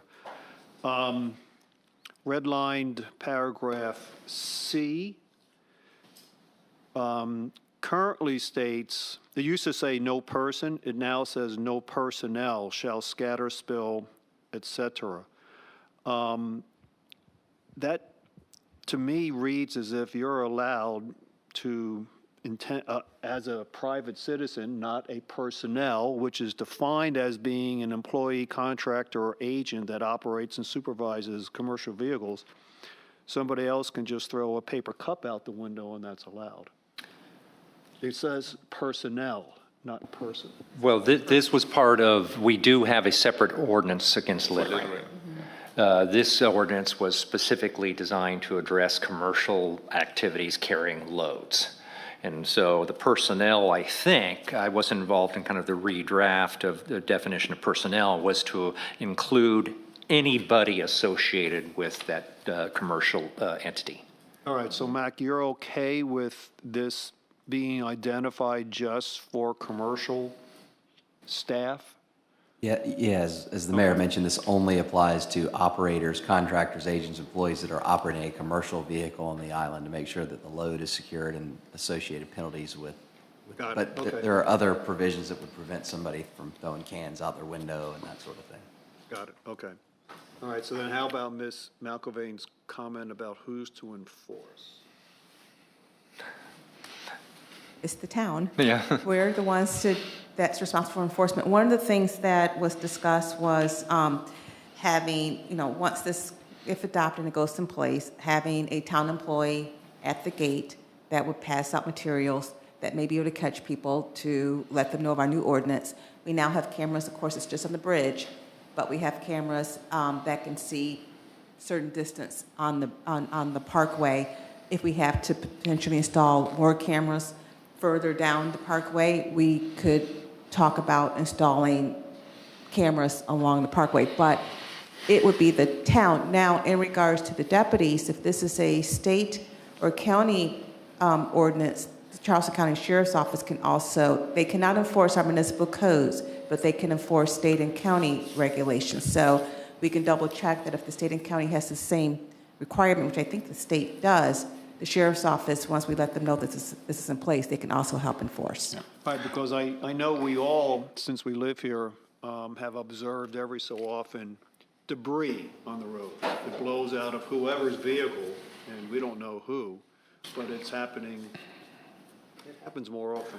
Well, but this is the whole purpose of this ordinance, because now these people are required to have some cover up. So if one of our code enforcement people sees that there's a commercial vehicle that hasn't covered it up, they can stop and talk to them or give a citation. In this context, and actually also as it relates to the prior context we were talking about, let's look at the statistics of our code enforcement people, right? Yes, we have a limited number, but our violations have dropped dramatically over the last couple of years. So I would read this and saying there is some time, right, compared to prior years, and we have not made changes to the staff. So I think telling them to look after this as well, and it's quite obvious because you can park at every intersection and you can look at every vehicle that looks commercial and drives by and doesn't have a cover up or a net or anything. There's your violator. Fair enough. Okay. And then and let me add this, and then since our code enforcement, especially at night, drives around and looks, and usually these dumpsters at construction sites are relatively close to the street because the truck who picks them up, etc., needs access to it. So driving by a property that is under construction and see if a dumpster is covered or not should also be not too complicated. Mrs. McElvain, are you okay with what you're hearing? I guess you have some comments. It's a big job to go around and make sure all the rollaways are covered on the weekends and at night, but more power to them. And I suspect somebody's not going around covering every inch of the island to ascertain that. But if we do notice and there is a vehicle parked at the intersection and our code enforcement officer, just like they typically do with violations of too many cars or parking on the grass, take a photograph, a license plate, and we can then issue a citation. Any further? Yeah, so assuming we vote for this, what will be the process for, I guess there'll be a process for informing contractors, and then is there a time that this will go into effect, and there is a time that we will give them just a warning, and then we'll start hammering them sometime down the future? How will this be implemented, I guess is a long way of saying that. So we have the ability through our business license that we can just target contractors, so we'll send out some information, let them know of the new regulation. I would think normally what we've done when we've put these in place, we typically try to give 30 days. We'll put up flyers so that we can pass these out. And we'll let our evening code enforcement officers know. We'll give them information. It has been kind of an unwritten kind of rule that when we do this, because we have not made the effective date 30 days from today, we typically do our due diligence in trying to educate. So we'll probably give them about 30 days, maybe a little less depending on what we see. And then after that, we typically start doing warning letters, and then we escalate up to tickets if we have to. Okay, so the first violation will be Yes. just a warning, a reminder. Hey, this is- Correct. Okay. Exactly. And when we do this, handing out flyers, etc., again, like we've done more recently in another case, please let's make sure it's in English and Spanish. Yeah. And one of the things, good question, we've discussed again at staff meetings is our overall approach to enforcement, and this is kind of lessons learned from when I worked at a regulatory agency, is you have a lot of laws on the books, but the regulatory enforcement department would send out prior to the coming year, particularly when they're doing inspections or anything else. These were going to be our enforcement priorities this coming year. Stay tuned and be on the lookout for that, so no surprises then. So, any other discussion? All in favor of the ordinance on second and final reading, 2024-19, in favor? Aye. Aye. Thank you. Moving on to new business. This is first reading of an amendment to ordinance 2024 dealing with the process for appointing a mayor pro tem and the circumstances under that. Council, Town Attorney Mack, do you want to describe what this accomplishes? Yeah, so first, it complies with state law and starts with the exact language from the statute that immediately after any general election for the municipal council, the council shall elect from its membership a mayor pro tem. But this also clarifies, too, that after any election, that council may, at the first meeting of the newly constituted council, and it's may, it's permissive, doesn't mean you have to because state law doesn't require it, but it does allow council to consider electing a new mayor pro tem to serve for a term of not more than 2 years. So this just gives more flexibility to council as opposed to what state law does, and clarifies that you don't have to, doesn't necessarily have to be a full 2 years. Anytime there's a newly constituted council, y'all may want to change up roles and responsibilities. But I'm confused, Mac, because at least in my document, it just says any general election. Isn't general the topic? Shouldn't it read after any election? Are you looking at the second sentence in? No, I'm looking at Exhibit A.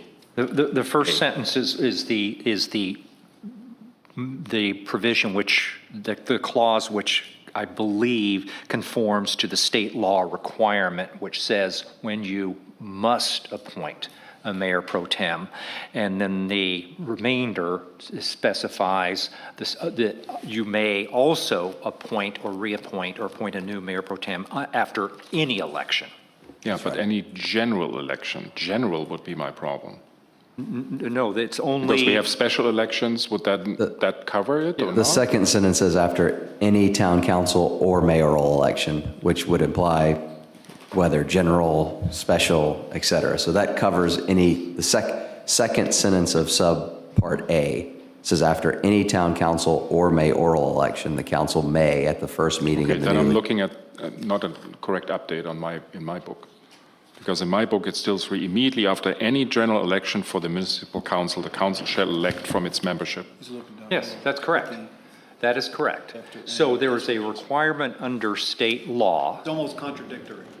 There's a requirement under state law that after a general election, you are required. That's just mimicking the words of the state statute to elect a mayor pro tem for a term of no more. But you know, there is a little bit of a contradiction that says immediately after any general election, that's highlighted in yellow, and then not highlighted. Then it also says after any town council. That's right. Or so that means any could be special. That's correct. Okay. That's exactly right. Okay, so that's what. But then what happens if during the tenure of a mayor pro tem, he or she resigns? That's covered by C.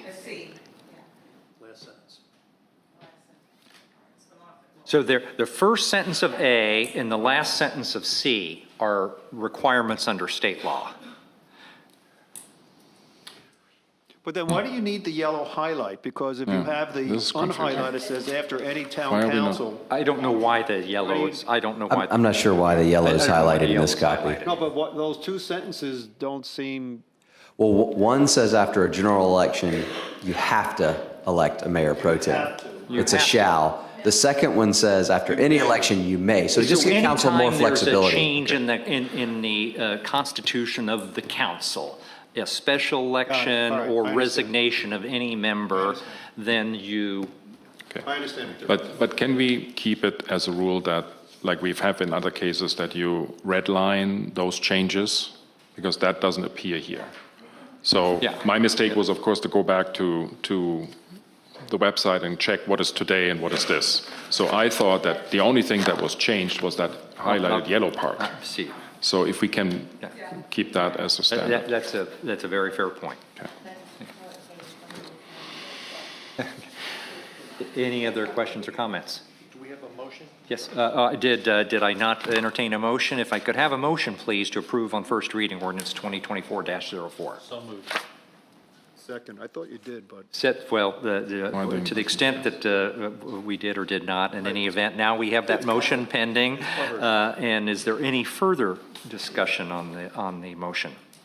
If not, all in favor? Aye. Aye. Thank you.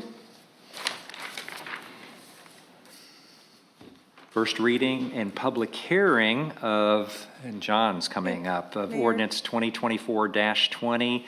It's going to amend our land use and planning code to deal with procedural requirements related to stormwater management. And Mayor, I wasn't sure, in this particular item, we had talked yesterday, did you want to tee this up that possibly is a public hearing only today?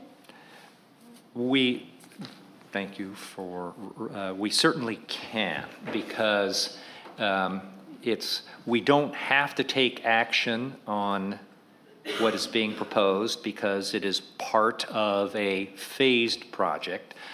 John, do we need to entertain a motion first or go into public hearing to have John describe what this is? Yes, I think we had talked about having John describe this and then go into a public hearing just in Okay. case the public didn't understand what we're doing. That's a fair point. Yeah. Awesome. And so, Mr. Mayor, members of council, what I did was I added a couple additional slides to what's in your materials to give, I think, what would be described as a broader context of how we got here to arrive on sort of comprehensive stormwater management standards and these proposed changes, and then subsequently sort of give you an idea of where the next steps would be so that it provides some context to what's in the ordinance that's being before you today that's under public hearing and first reading. There's some slides that should pop up, but the first thing I wanted to just remind you all that the actual origin of us looking at stormwater management comprehensively, it's kind of a dual-prong approach, but really it's a direct recommendation out of our comprehensive marsh management plan. One of those recommendations was to specifically strictly limit impermeable surfaces and formalize stormwater best management practices for private properties. And the justification for that was, as we look at how stormwater is managed across the island, today there's a fundamental approach that we can look at as a low-impact development to be able to integrate Kiawah new standards. And so that particular recommendation that's in the marsh management plan is being pulled out and being phased through implementation through the marsh management subcommittee, but more so planning staff has taken the lead to initiate this particular process. Moving forward, what I wanted to do is just highlight again that because Kiawah is unique and our approach, meaning unique in our sort of structure and governing structure, meaning that the town itself does not maintain much of the stormwater or any of that, the stormwater management system, which is done by the community association. Our typical pattern of behavior as a municipality need to be modified than you would see as a traditional community or municipality, and them having qualifications for discharge and outfalls, et cetera, through the state's program of being an MS4. So under what the approach that's being listed and the opportunities for pathways to improve our stormwater, it's all in the efforts to be able to, number one, reduce the amount of impervious, but be able to get closer to the point source from a water quality and quantity standpoint. So the proposed regulatory changes that you will see today first follow, number one, like I said, low impact development and green infrastructure. As Kiawah being a lead in a natural environment, that was a priority for the comprehensive marsh management plan to continue that practice of using green infrastructure. That means using natural solutions. This has been already outlined in the Conservancy's nature-based solutions. It's reiterated in our marsh management plan. The additional note is that, which I think most people probably are aligned to why, a second reason why stormwater management has been critical, the conversations of how do we regulate or ensure that Kiawah becomes more resilient as we approach build out. And I would say under 10 years or so, based on the rate of where we are remaining undeveloped properties, there is best practices, best management practice of having on-site retention. Our current code, our current standards today, most of properties are not governed by stormwater management requirements. Those are only really large-scale projects, as you all are aware that our recent submitted site plans that were along Beachwalker, we reached out to a third-party engineer to review those particular standards. Those standards on our books, on our regulations, point to DHAC standards. And there aren't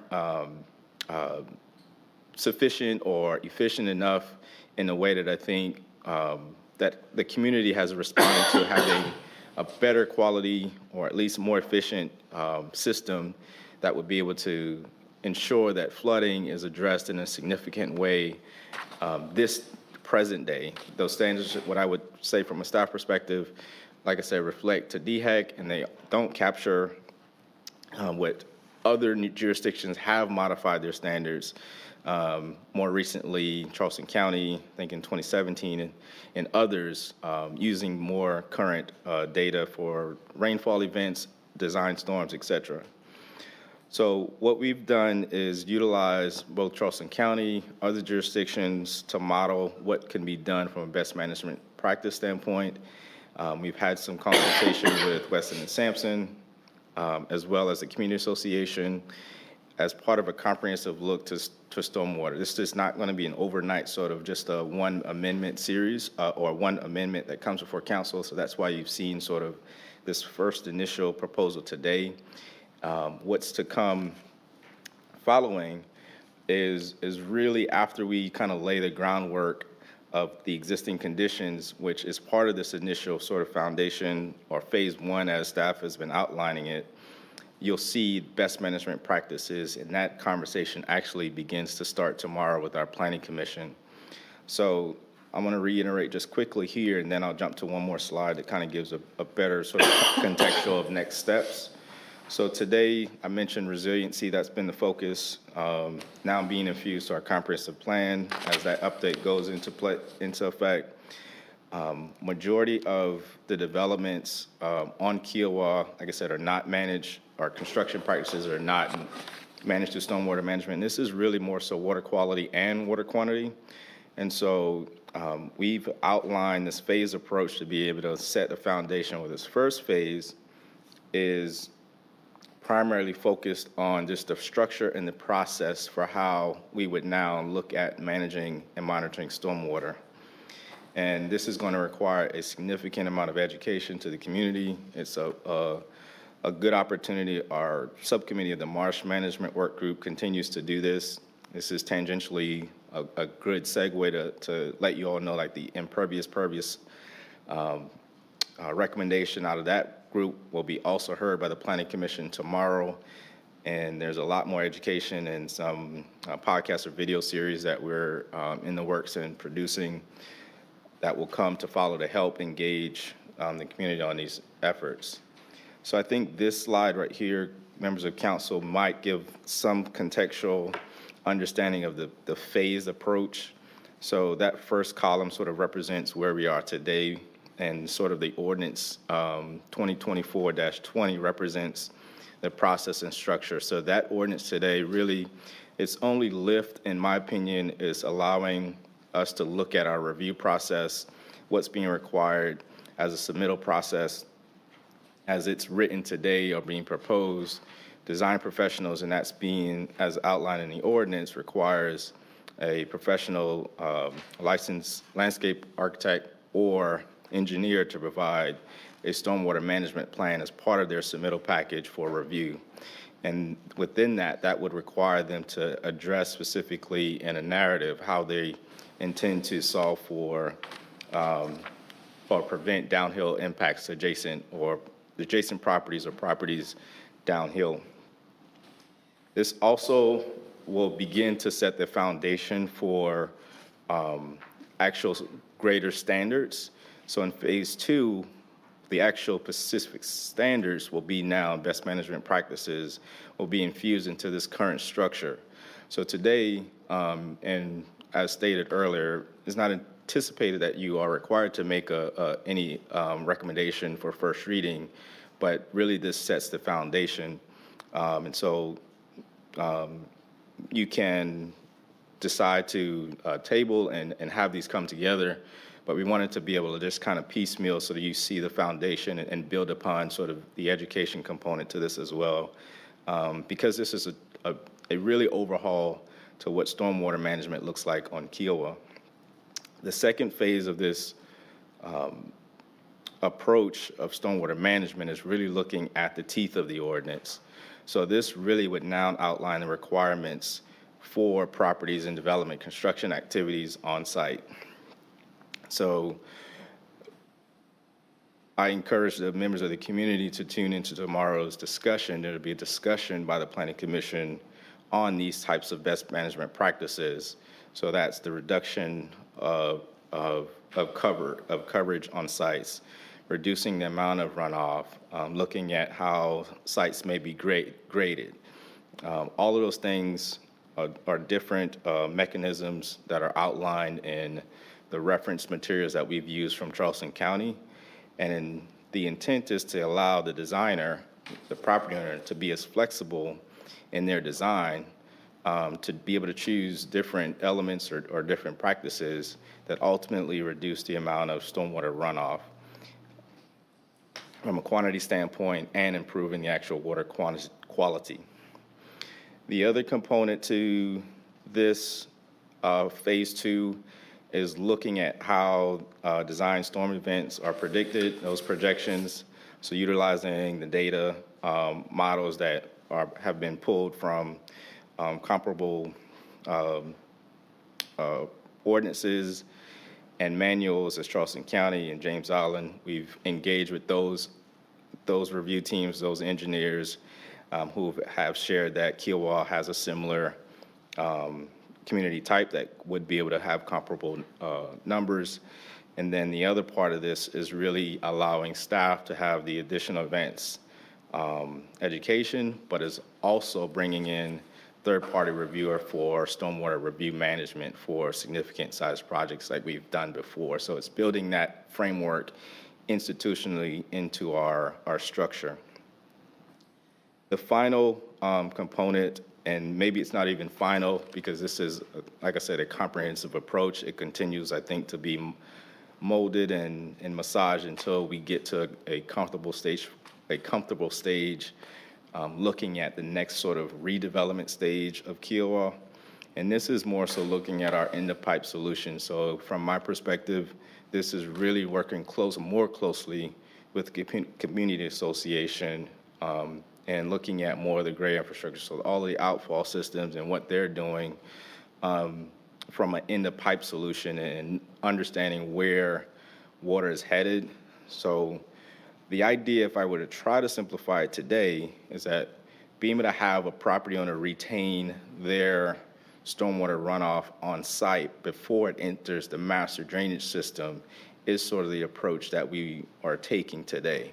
So there'll be sort of a baseline approach, and then greater than that, that essentially reduces the amount of runoff that enters into the master drainage system that ultimately KICA's responsible for. So that, in my mind, is the coordination that we will be required to have with the community association. We've already engaged with their engineers.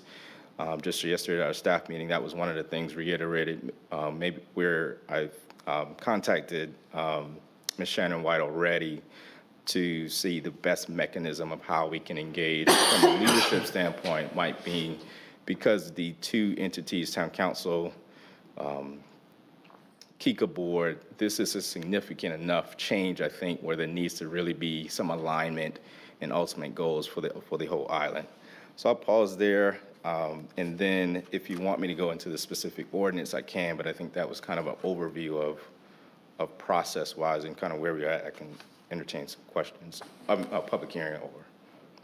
So John, just kind of trying to simplify it, This is basically procedural. It provides the kind of the enabling authority for the planning director as part of the site plan review process to start incorporating a broader set of considerations and inputs and data and information related to stormwater management than is the case under our current code. Correct. So this, if you notice, I did include what I call with a sample application. That's just what would be sort of a template that will now sort of fuse into citizen serves. And so as someone submits for permits for development, we'll essentially, to your point, be asking for a little bit more detail, a little bit more other objectives as part of their submittal. It's not necessarily the case that our current zoning code would not allow you to still request this type of information, but this clarifies and, you know, puts on paper what the requirements and expectations are going forward with regard to stormwater management and no longer tied simply to DHEC related regulations. But the Planning Commission has not yet developed actual standards, and they will be recommending at a future point in time standards to the council. Yes. Yeah, I have a question. I don't know if, would that be I'm before not the sure hearing if we can, or? you know, procedurally, Stephanie or Mac, whether, you know, we need to go into public hearing to actually have questions of the planning director, because we're trying to figure out whether we actually need to move first reading or not, or whether we simply postpone Okay, first reading. then I have a comment to this. Absolutely do we need to do this, in my opinion, to have a first reading for this, and I will explain why. Because for me, this is not just a procedural topic as you seem to apply, because even without the standards that are still missing, and we understand that that's a phased project, you know, that the Planning Commission will help us go through. My understanding, at least, is that this today already gives us a handle on topics that we don't have a handle today. I'll give you an example. I can very quickly name at least 3 locations, 3 properties that have been built over the last 12 months, where in comparison to A, the prior property, and B, neighboring properties, the building itself, means the garage floor, has been elevated artificially by at least a foot or probably more. I know about one particular case where a new homeowner has even elevated the whole house that existed, you know, during the renovation process by a foot or 2, with the outcome that these new buildings or renovated or newly renovated buildings have a higher floor level, ground floor level, and therefore also surrounding vegetation level than anybody around them in these particular locations, which means that every water that runs off the roof of these homes, no matter if they are gutters or not, you know, and when you see these properties, you can even see that the grading of their landscaping is like this. So all the water will flow either into the front of the street or to the 3 neighboring properties, right? At the moment, I don't think we really have a lot of handle at this. My understanding is that this will, highlight that fact, and you have, or the planning department have, an angle on saying, okay, what does that mean? Because it's so contrary to what John just said that, of course, our first intention here should be that all the stormwater from a property, from a building on a property actually should first of all remain on the property. If I'm raising these properties and I'm grading it with their landscaping to meet the other neighboring property levels, then we are doing actually exactly the opposite. We are allowing the exact opposite. So that is, for me, you know, one of the first reasons why we need this, you know, because I think what homeowners are trying to start doing has a very negative impact on neighboring properties, neighbors, streets, etc. And it's actually contradicting the intention of our comprehensive plan and stormwater management. I just was going to bring up the exact same thing, Michael, but with a little bit of a twist, where the renovation project that Mr. Heidingsfelder is talking about is raising the level of that said property such that the water is now shedding to their next door neighbors. How would the next door neighbors be protected? Because they're not doing any stormwater damage calculations because they're not building anything. So who's protecting the neighbors from somebody raising the elevation of their property? So I have two questions I can respond. I just want to make sure I'm in bounds if we're going to go discussion route so I just want to be careful in that. I think, I think I agree with Councilmember Heidingsfelder. We'll address and I point to a couple things where I think his comments are very appropriate in terms of the language. It's actually in 12-169. So the question is, do we do first reading first and then go into public hearing? Motion for first reading first, then public hearing, or public hearing first, then? Normally, the way that we have it advertised is that public hearing will go first. Okay. I move that we go into public hearing regarding the proposed amendment ordinance and regarding adding a new section 12-169 stormwater management plan review. So moved. Second. All in favor? Aye. Aye. We're in public hearing. Any members of the public?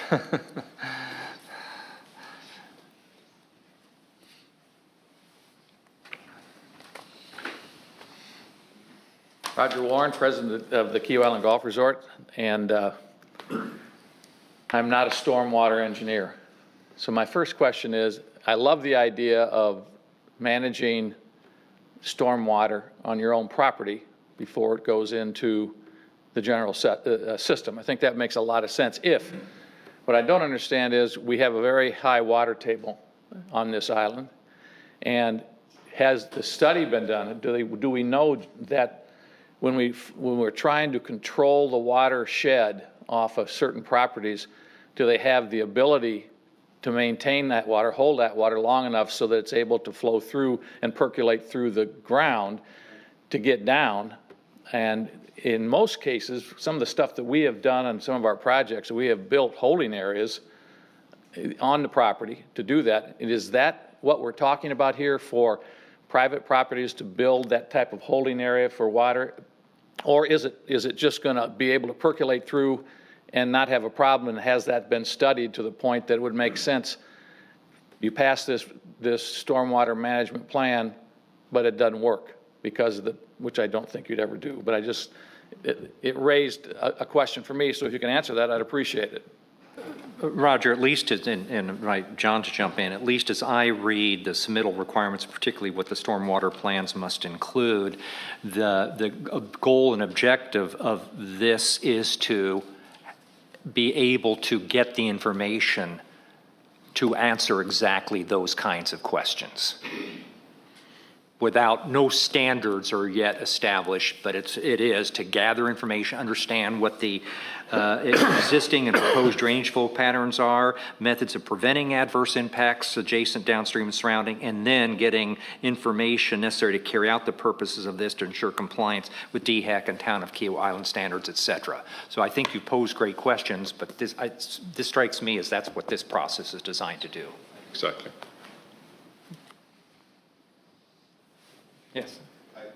I'll probably just wait till all and maybe respond. Go ahead. You want to? So I think to Mr. Warren's question I think first thing I'll mention was applicability for the resort properties. Typically, those are large-scale developments, and so there are different requirements that kick in based on the size, and so the retention. On-site retention is really already probably being captured based on our current code. And so we wouldn't, today as it's being recommended, we don't have any standards today, but I think there is a phased approach where you can look at separating large-scale development and single-family. Today, I think the onus as staff has seen it, the biggest impact is single-family residential because you have the space, if you will, to have that amount of water retained on the site and much more flexibility from a single family home who may only have 20,000 square feet of property. The other thing that I wanted to mention, DHEC requirements of an acre or larger, a lot of those metrics are already kicked in. So from a long-term standpoint, retaining on-site is just one best management practice. We want to be able to leave it as flexible as many options for that property owner to choose, so we're not forcing them to say, well, you have to reduce or retain this amount of water on your site. But hypothetically, if you went over whatever our baseline number was, then that amount of water needs to be retained on site. So those are stuff that a planning commission will need to kind of weigh out at that time. Mr. Mayor and members of council, Mark Primar, I'm here representing Kiawah Partners. I would echo the comments by the two previous speakers. First and foremost, we wholeheartedly support an update and a more comprehensive approach as represented in the templates that John has presented of the master drainage system. It's been a long time coming, quite frankly. Even though development on the island that the master drainage system was designed to was far more dense, both in residential categories as well as non-residential categories. The master drainage system was not just the master lagoons and the outfalls, it was also the golf courses. The golf courses were a component of the master drainage system. So it's time to update that because of progress and revisions to both the master drainage system, select areas of outfall, and so forth. The only thing I would urge in the process, especially where I believe we're at right now, is to pass certain elements of this initial phase the to a full comprehensive evaluation of the system and establishing criteria, which I think is embedded in the additional phases, to pass the framework of that. Without that, might risk property owners, and they're mostly this is really about single family development, individual homeowners submitting plans in that in-between zone without knowing are there regulations or not. That's the only thing I'm cautioning in the process. It's not the process. I think this is long overdue, and I think it's a timely approach that has been represented by the professional staff. And I'm representing a component of this that we're ready to provide whatever information we can provide in the process. But thanks for activating this. Thank you, Mark. Maura McIlvaine, 146 Blue Heron Pond Road. I guess because of what I did for more than 3 decades, I'm doing the spot the issues, because that's what I got paid to do. And so I just ask a couple questions, which get hopefully woven in as this gets developed. The current planning director staff, I assume, doesn't have a stormwater management expert. And John said that with big projects or complicated projects, they would likely use an independent person, which makes perfect sense to me. The question is, who pays? Does the homeowner pay if the stormwater system or the stormwater planning relates to their property or their renovation? So that's question number one, because I don't think that's necessarily an inexpensive proposition. The other question I have, and I apologize because I'm not an engineer. If you end up with a large project that has a lot of watershed, and you may end up needing a retention pond or some type of basin on that property, I can just imagine the owner. I can just imagine how come they built and they didn't have to do that, or part of my water is from them. So I can see this can be worked out, but I think there's some complexities, which I'm sure you're all aware of, but I just wanted to mention them. Thank you. Thank you, Maura.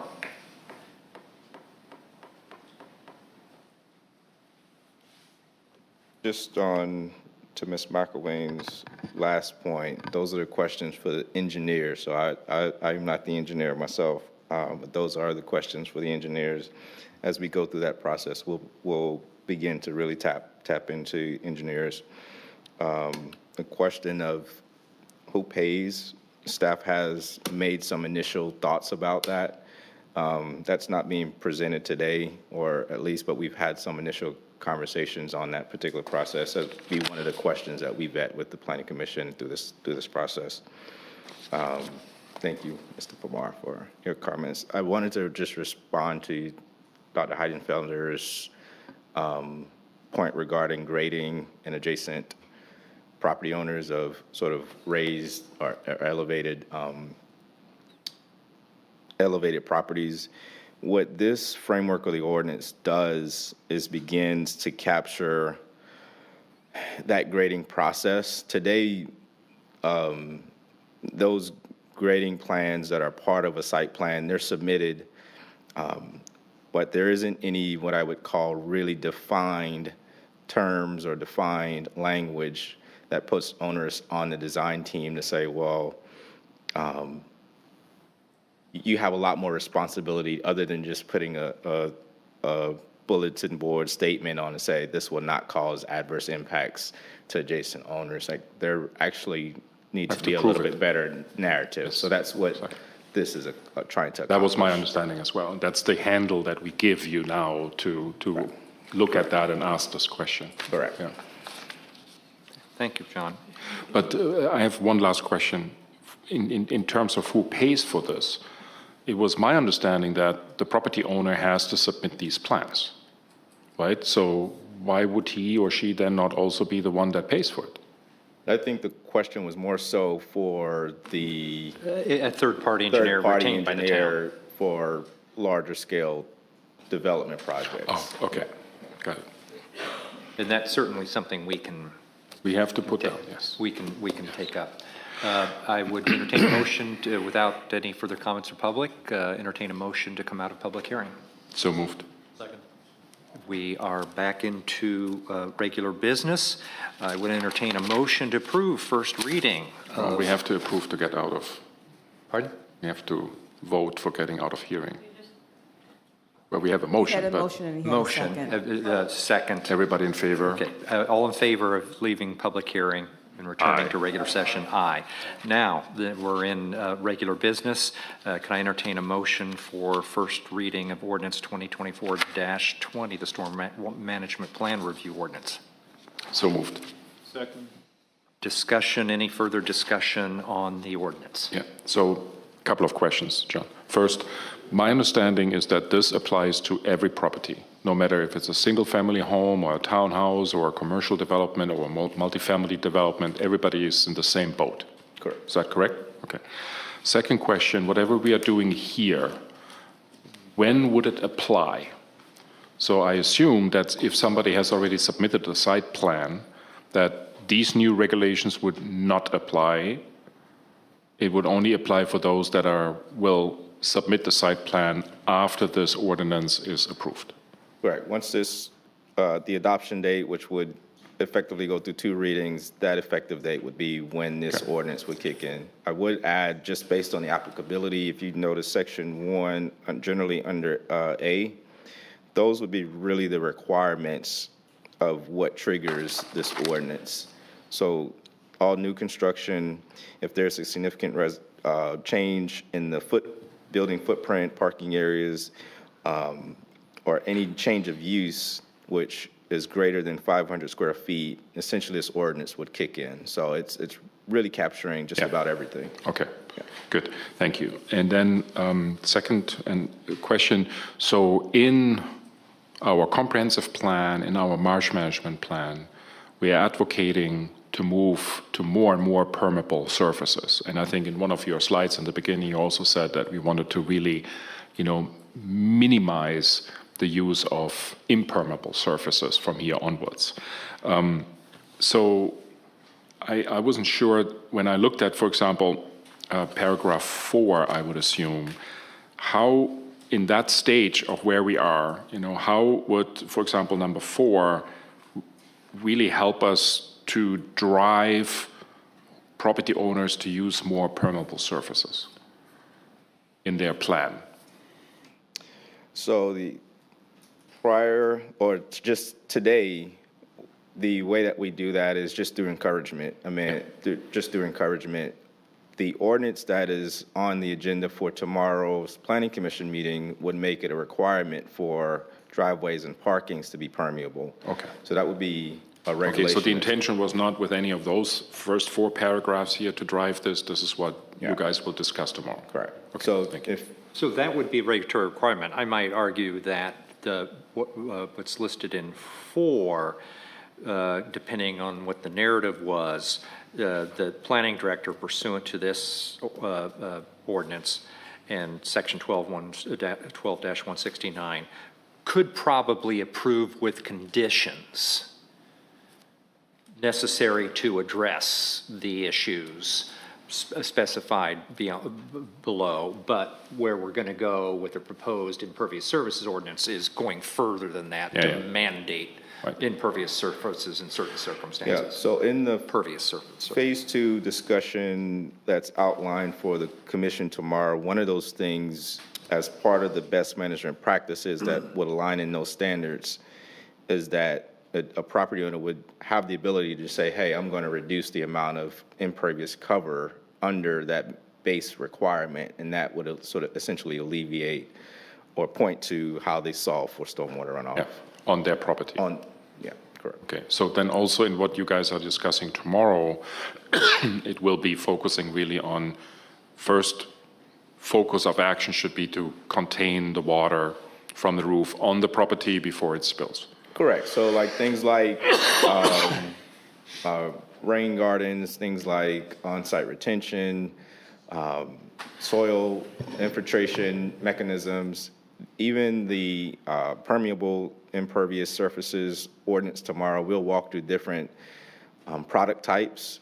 I wish we were a little bit more advanced in our educational video series, but the intent behind those video series that will be coming is for us to go on site and really show the community like how these permeable elements are installed, to ask the right questions to contractors, those types of things. So that's to come.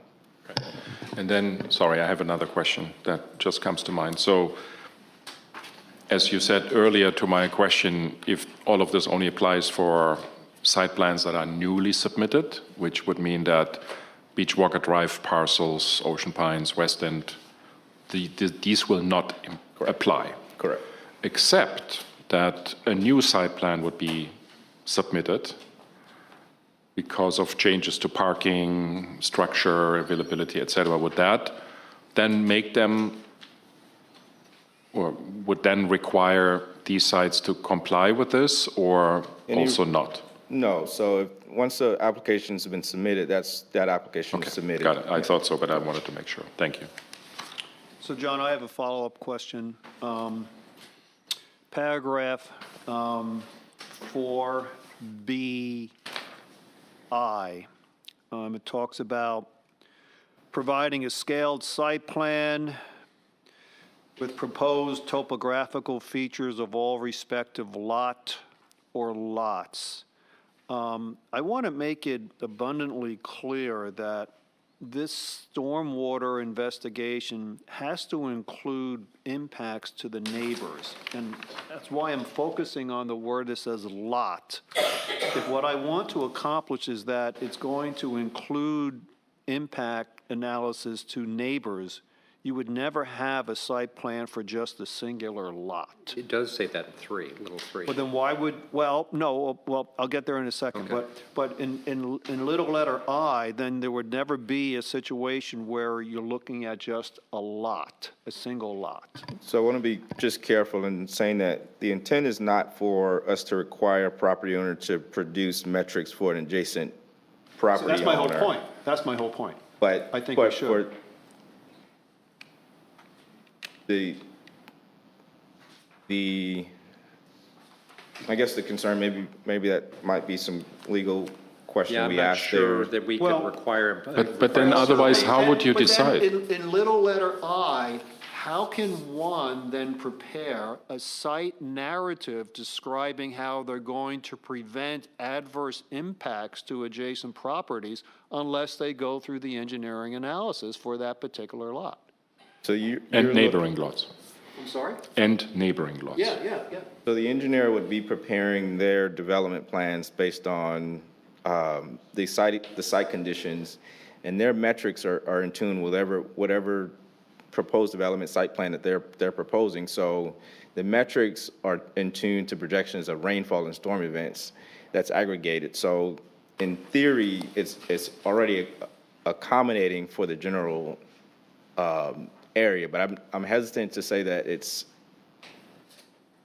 that you're providing a design mechanism for the adjacent property owner. I think you have to investigate it, because you can have a neighbor that is on the cusp of having a swamp there, and if your shedding is going into that adjacent lot and overflowing whatever they have going on. Right. I think you have to look at the calculations for your neighbors. Yeah. I really do. Because in my prior example, right, one property owner elevates the house, right, and grades everything to the sides, to the golf course in the back in this example, and the two neighboring properties and the street. How would you make a judgment if you don't know Exactly. that actually the neighboring property is now, I think, about 2 feet at least, lower than this building?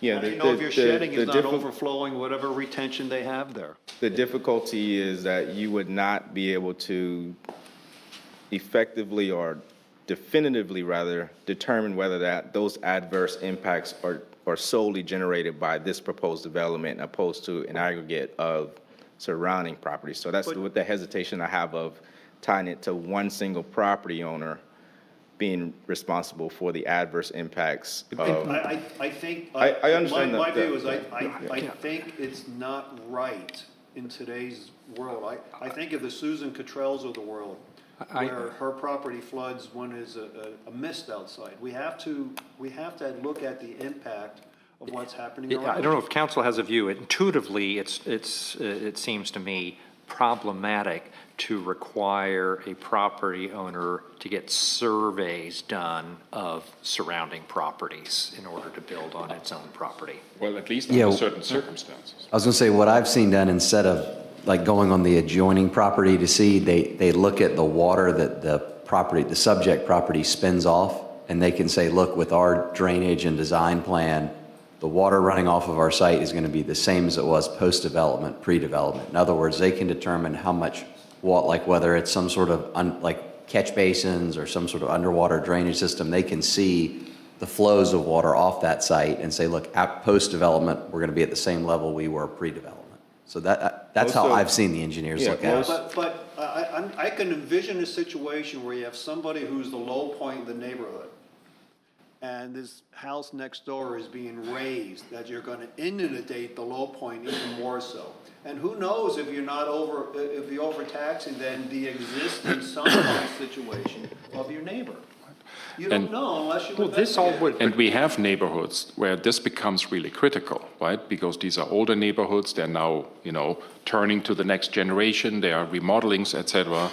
And some of the older homes are left behind, right? So it's a real concern that we have to address. Now, I understand the legal implications, so maybe we can say, if we have a situation, for example, where land is raised, as it is here in 1.A.i 3 times, that 2 times and 3 times, that when those occurs, right, when certain percentages of property are raised, surrounding, are raised, that under that circumstance, you also have to provide at least an elevation scheme for your directly neighboring properties. Maybe that would be okay, not to do it for everybody, but for certain cases where these 2 paragraphs apply.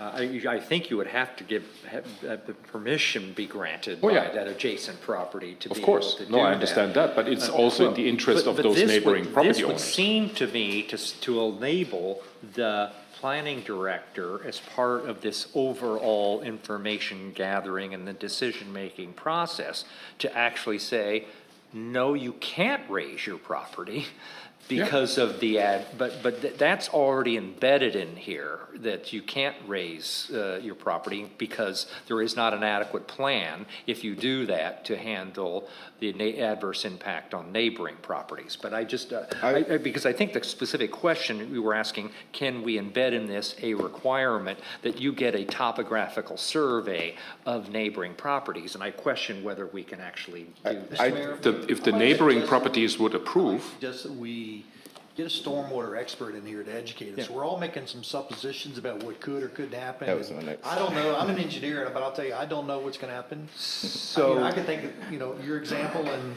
I could think you fill your land and it can hold more water because you have more airspace in the soil. But maybe if we could have an expert come in and talk to us, that might help us. We could either do, as this process evolves, particularly since we get more from the Planning Commission, set up a workshop. Is one way to address this issue, a council workshop. So I mean, it should not hold us back from that's moving right. forward with this. I agree. But I think I'm okay. We identified a potential problem, so let's get educated on it and have the Planning Commission to come back with and I would love to have for the next steps. I'm not ready to approve this. Then you're going to go to the second reading next month. We don't have to go to second reading next month. Well, we can calendar that whenever we decide. But in the interest of time, I would move forward. We have a clear concern addressed. Let's get the answer to it, and then we can have the second reading. Yeah, because I agree with Councilmember Heidingsfeld. I think this framework is a good framework as a starting point, and whether we need to refine this further based on additional information is fine, and we can do that. All right, so I'll go along with that, but I just want you guys to know that I'm not going to approve it. Russ, I'm absolutely with you. This is a great framework. And it might be, what I see here is it seems like the framework is really built, maybe I'm missing it, for residential lots, and it's not built for bigger development pieces. Do you think it covers, you talk about lots and you talk about 500 square feet here, and built for bigger commercial developments? So framework, Well, anything that would exceed those things would be covered. So it would include anything that what I would say is single family or greater, because the three thresholds there under applicability 1A, the first one meaning all new construction, exterior remodeling, that will capture anything greater than 500 foot. That is a low threshold, so it would account for every development, essentially improvement rather, unless you're doing just a small driveway or something of that nature. Let me ask the question a different way. The Planning Commission, they took the tree ordinance and separated it into two pieces after a lot of discussion, because it was felt that what was appropriate for a larger commercial development wasn't appropriate for single family. I'm going to ask the same question about this. Should we do that? Should we separate single family out from this and do commercial and then single family, or single family then commercial, or? So what we shared with the Planning Commission, that the biggest impact was single family. So there was a onerous to include or focus on single family, because our current code already kind of accounts for larger particular projects through our land development regulations, and those would automatically kick to DHEC standards. It's just that we would want to have advanced or supplementary standards to those DHEC standards that would be a little bit more restrictive than the DHEC standards. So the framework could be addressed. It could be modified, I think, if there's a desire to split out commercial from single family. John, Councilmember Farrell, what I would also note, the principal reason with the tree ordinance, we separated out single family from multifamily, large or commercial projects, was a concern about being overly burdensome on homeowners to have to comply with two regimes, because the ARB was already making decisions with regard to trees on properties. The ARB has no expertise whatsoever on stormwater. management. So whatever their many qualities and attributes are, stormwater isn't one of them. So there's the less of a reason for separating out single family and multifamily or commercial. But look, I think what might address your question is when it comes to the town of Kiawah Island standards, right? There we might very well, so when we set these standards in addition to DHEC standards that we're using today, that's when potentially we need to split. But let's have that process proceed. I can use that as a mental framework for doing that. So let's see where they come back with. Okay, so John, you're going to be responsible. I'm going to vote, I'll vote positive for this, but John, you're going to be responsible for getting a stormwater guy at a planning or subcommittee meeting where we on town council can get educated and ask the right questions before we get to second Well, reading. if it's town council, then it'll have to be a town council workshop, and we can invite others as well. And that's fine. But I want that to happen before we go to second reading. That's fine. I would support that. That seems reasonable. I'd love to hear from Keek. I'd love to hear from Stantec as well as Weston and Sampson, and because, as noted, these are big issues for the island. So, any further questions or comments? We have, do we have a motion to approve? We have a motion. Without any further discussion, may I have a vote to approve the ordinance? Aye. Aye. Thank you.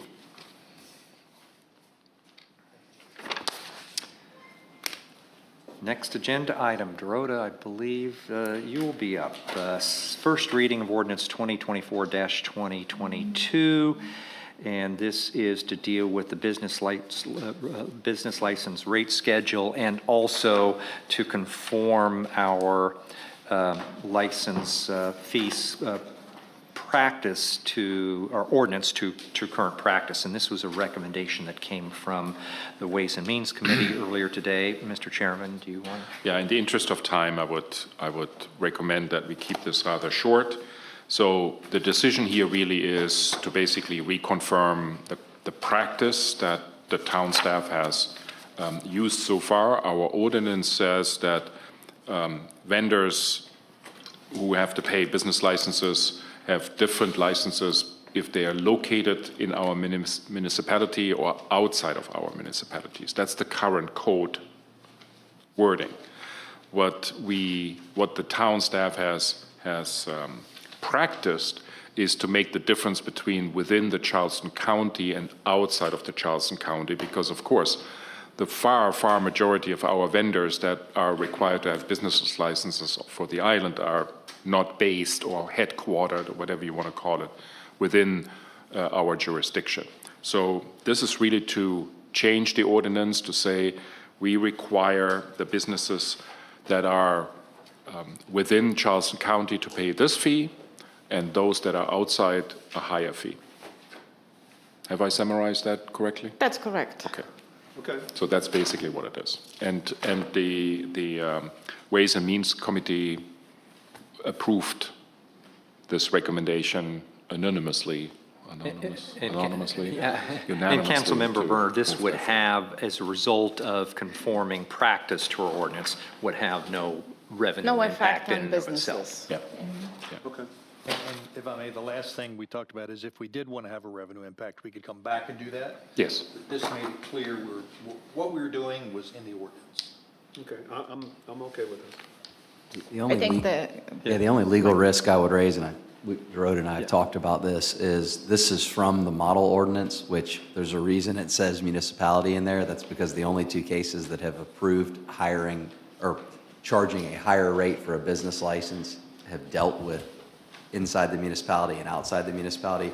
There isn't any analysis where a city could give a lower rate to everybody in the county and then charge a higher rate to everyone else. So there's been no blessing by the court, but our Supreme Court has blessed the language in the model ordinance, which that's what this is. We're changing basically the municipal association's model ordinance to allow for lower fees to be charged in an area outside of what has been previously approved by our courts.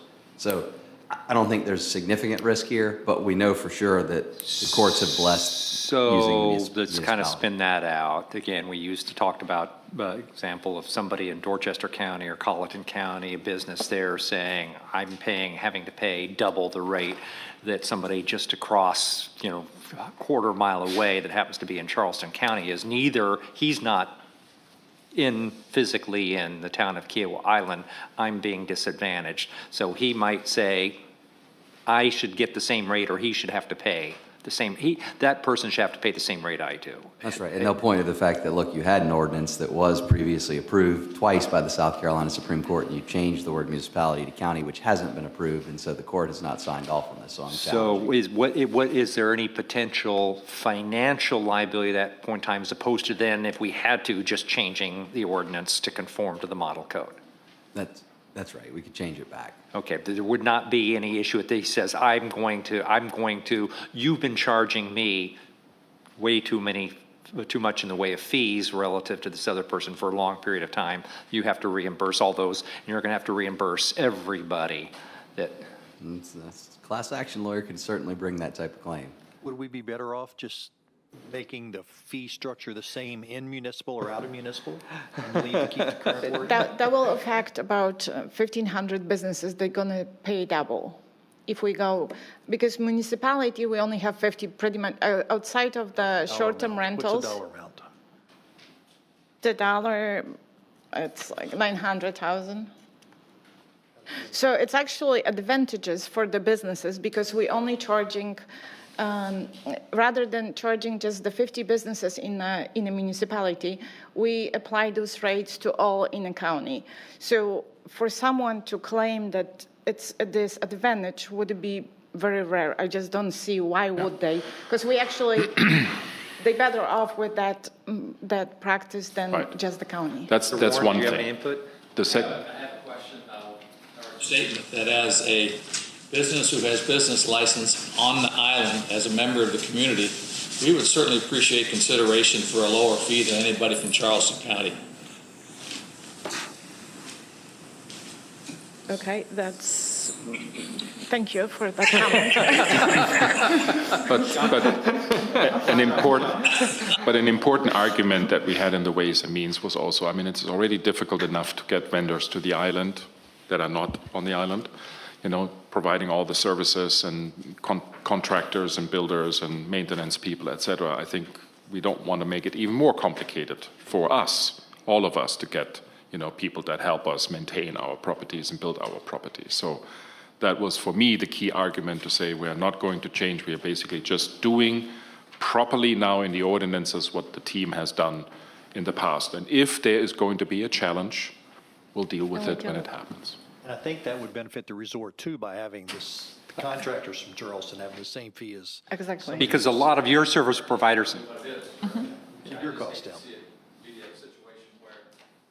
If we're paying the same right now as everybody else in the county, I'd like a break. But all those servers, you have a bunch of those service providers and vendors, and if you want them their fees to double, then no, we'll be paying them. We're okay. Do you want to say anything, Matt? I think we're good. Your explanation is very reasonable, and we have a reasonable basis for doing this, and I think it is an easy fix. The question is, you sort of hypothesize the worst case scenario that some class action lawyer gets everyone from all the other counties to bring something and waits a while. Yeah. This isn't being publicly streamed, is it? I know it is. Okay. Can we have any other discussion?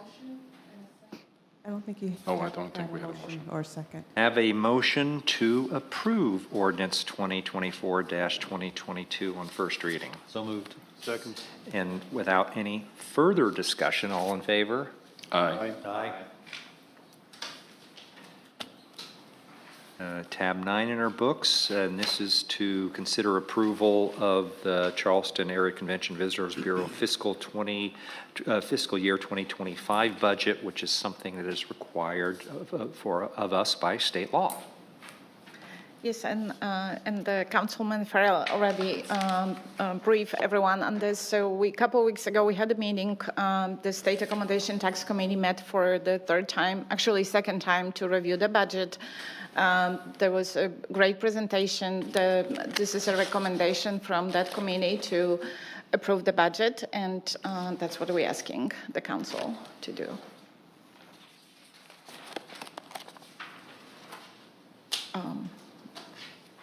Any questions? Yes, but can we motion Yeah, first, you need a please? motion. Motion to approve, I thought I said, I motion to approve the fiscal year 2025 CVB budget. So moved. Second. Any further discussion or questions? I have less a question, I have a concern. I always felt that monopolistic structures are a negative, and these automatic assignments to CVB, here are the 30%. I have a problem with this. I think this is not how, business should be conducted. So I'm okay with approving this because we have to time-wise, and I'm not questioning the benefits that we get out of the CVB activities, but we also know that there are members in the CTEX committee who have questions about at least some of the funds that are spent by CVB and would advocate different ways of doing it. So I would like to recommend, aside from approving this now, that we create a structure that would provide an alternative to CVB and would then allow the CTEX committee to decide how much of the 30% goes one way and how much of the 30% might go a different way, maybe a way that we as a town can administer as well, because it fulfills the standards that are set forward by the South Carolina state law. But I would prefer to at least have a more plural system in place, how we are spending our money, at least give the CTEX committee the chance to make that distinction. Yeah, Mr. Mayor, I feel like I heard the same thing from the committee, or at least from several people in the committee, that, yeah, this is okay, but if we had another mechanism, another place to allocate to, that we might get better service from both of them. So I'm of a like mind as Michael is. We ought to investigate, is there a better way to spend at least some of the money? I think that certainly warrant an investigation. I'm not sure, whether that is something that the State Tax Committee could take up separate from its ordinary business or not. I mean, we are constrained by the language of the 30% paragraph provision of the state. Which we are not questioning. Yeah. We are not questioning the 30%. We are just saying, I'm recommending that we as a town, I don't think that the CTEX committee should handle this, but we as a town should provide a vehicle that fulfills all the requirements, means it's a not-for-profit organization, etc., so that we have two alternatives, and then the decision how funds are allocated should purely be with the CTEX committee. Mr. Mayor, if I can just comment on that. So the town, this has come up twice. Once by Councilmember Wilson and maybe another time by maybe Wydug. Who? I think Chris Wydug. Yeah, I was going to say Councilmember Wydug. So what we can provide you all is that we have looked 2 different times at ways that the 30% could be not all of it. We've looked at, essentially we've created a separate 501c3. We talked about the municipality here creating one and bringing in all the stakeholders, and that we're keeping a certain percentage of the money while we still have a relationship with CVB. Instead of giving them 30%, we talked about giving 15%. We've looked at the city of Folly Beach because they do not allocate their full percent to CVB, so we looked at their model. So we'd be more than happy to share with whomever would like to maybe take that on. We can share all the information that we have created over the last probably 4 or 5 years and looking into this, and then we can Well, that's go why from I'm there. making this proposal, because I remember we talked about this, I looked at this, there seems to be viable options, and it would at least, support pluralism, by having alternatives. If the CTEX committee decides at the end of the day that all of 30% goes to CVB, I don't have a problem with this. Not at all, right? But I think to foster the process, to make it, a little bit more challenging for everybody and give us the best outcome possible, I think some competition has always been a good thing. If we've done prior work on this, and Yes, we have, staff and I will can spend a provide little that. bit more time getting that information to council. And it's not rocket science. It's Certainly relatively simple. worth looking at alternatives. I suspect, and I don't know what the conclusion was. Conclusion was previously, not to move because forward. there is a reason, and I'd be interested in what Folly Beach does relative. There's probably a reason that every other municipality just goes kind of the default route, because if you read the statute, it says shall select one or more organizations such as a Chamber of Commerce, Visitor and Convention Bureau, or Regional Tourism Commission, which has an existing ongoing tourist promotion program. If no organization exists, the municipality shall create one, but they do exist.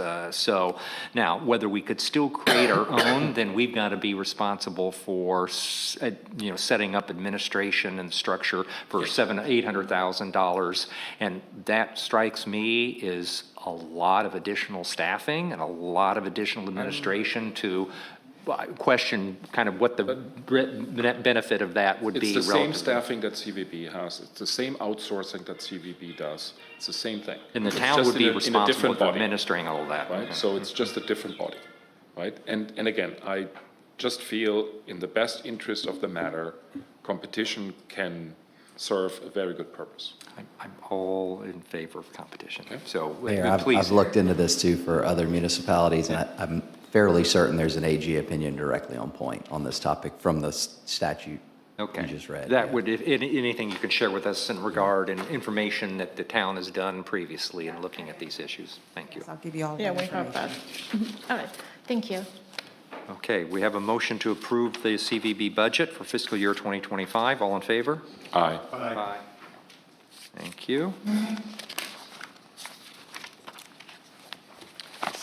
what did I do? The tab E, were motioned, I would entertain a motion to consider approval of the amendment to the contract with Tetra Tech. So moved. Second. Discussion. Stephanie, where are we with the contract language? Pardon? No, we're discussion. No, we have a discussion now. Yeah. We had a first and a second, and now comes discussion. Yeah. Okay. So the issue has been simply that the contract that was presented when this issue was previously raised, and we tabled or postponed at that point in time, had some problematic language. Councilmember Berner identified that, council identified some others. And I would note, by the way, that this, to the comment that Ms. McElvain had raised earlier, is we're going through a process of ensuring that all of our contracts that are coming up for renewal. It came up in the context of the HVAC contract earlier in Ways and Means, and will and others as well, have conformed to a town standard, particularly with regard to dispute resolution, indemnification, warrant reps and warranties, and those types of things. So that's where we've been with Tetra Tech, and you can update us on where we are now. Yes, sir. So as you mentioned, we had some discrepancies with the language of the former contract. We've spent the past few weeks, or really since the last council meeting, going through those. We've been back and forth between our legal team and the legal team with Tetra Tech. As of this afternoon, we got, and I don't know, I forwarded you guys the email since we've been sitting here, but Tetra Tech, they have agreed to revise the language in the contract to be consistent with the recommendations from our council. So as of this afternoon, the revisions that we have proposed have such been accepted by Tetra Tech. So at this point in time, we'll do one final review just to make sure that everything beyond what we had discussed with them is to our satisfaction, and we will get that amendment signed. And this will be an amendment for a one-year extension as per the terms of the original contract. And they agreed to move the governing laws to South Carolina? Yes, sir. Really? They agreed to that, along with some different indemnity provisions in that contract as well, along with some other non-substantive kind of edits for clarification purposes. So all of these items here in this tab of our book have been accepted because there were significant concerns I had. And I like what we have in the new tab 10, and they accepted all of them? As long as what's in the tab is the same amendments that we have been discussing via email with Tetra Tech, then yes. Well, I don't know how to answer that. Well, we're going to vote on this. This says, this is what is in our book is the proposed amendment to the contract to reflect all of the changes requested by our council. Then yes. Yeah, and so one of the things that we're asking you all to do is to approve the contract, giving the mayor the authority to be able to sign the essentially our template amended contract pending. We'll make sure that our legal team reviews it to make sure that we have everything that they submitted is correct. Councilman Berner, I'm not sure which version this is that's in your packet, but we sent sort of, here's our version. They wrote back with some concerns. We wrote them back and said, look, we understand some of these are valid concerns. We'll tweak this slightly. Is this language okay? And they've written us back this afternoon and said, yes, it is. So I would amend the motion, entertain an amendment. I would amend the motion to, who moved? Would whoever moved the? I moved. I second it. I moved. Would you be amenable to an amendment to your motion to approve the Tetra Tech contract with any final change, subject to any final changes that may be necessary to resolve between the respective councils? With the condition that we do so prior to the first storm arriving. It's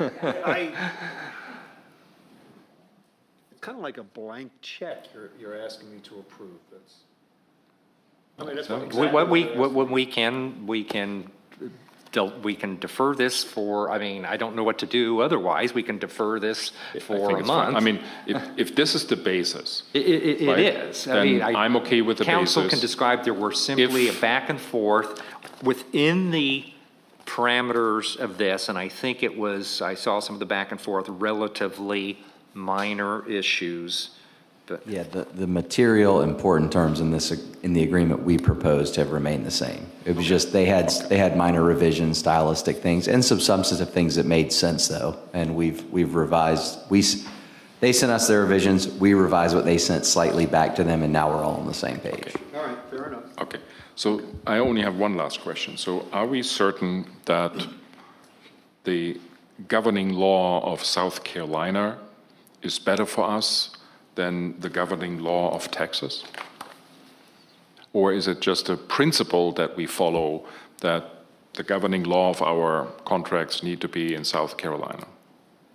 It's generally a principle that we follow, and I'm not a licensed Texas lawyer, so I can't answer that question. We really, I mean, to become expert then on looking at every contract, we'd have to review the substantive law of every other jurisdiction and make a determination. Then there was a dispute, we'd have to go there to resolve the dispute. My ranks are lower than Dallas lawyers. Many years ago, we changed our procedures, by better looking, especially when, those are really, financial matters that could be impacted, that sometimes in this country. There are some jurisdictions where, yes. Jurisdictions, and Texas, by my experience, counts for that, counts into that bucket, where it's actually more advantageous, right, for the customer, that I would assume we are at this moment, to go by their law than, in our case, by the law of Ohio. Mr. McQuillan, maybe I'll ask it a different way. Would we be better litigating it here than in Texas? Yes. Of course.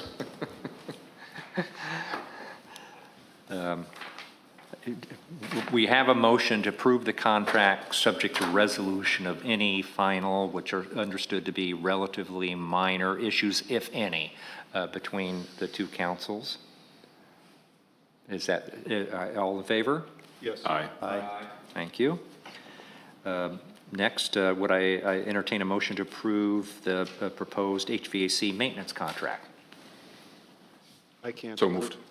Michael? I mean, okay. There's no second. I can't approve this. Okay. Well, we're not, discussion. Yeah, and Mayor, I think the reason being is that we are with this contract as well. It would be the same thing. We're working to, what's in here is in the packet. It's not the actual. Well, there's no question. This contract, I haven't gotten to the discussion, yes, but the issue is the contract presented here.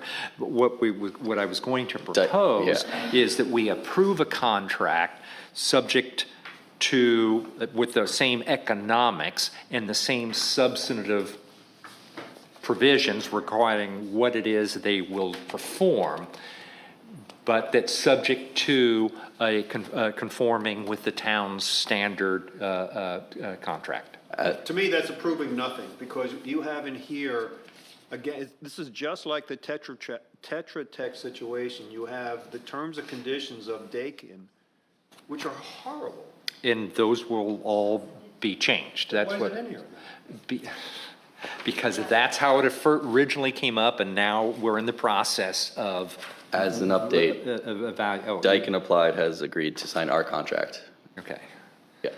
And there's minimum thresholds in there with minimum filter sizes, microns, as well as things that we talked about in the Ways and Means meeting. And they're flexible on the start date and flexible on the end date as well. I have not seen I'm all for the new boilerplate, which we needed sorely, as you and I have discussed. I have yet to have seen it. Yeah, I've seen it with Tetra. With Tetra Tech? It's our similar new boilerplate. There may be a few changes here and there based on the actual contract of services that we're looking for, but when we're working with and all of that is being incorporated into, that's why there hasn't been final resolution of the feasibility study regarding the potential need for law enforcement services.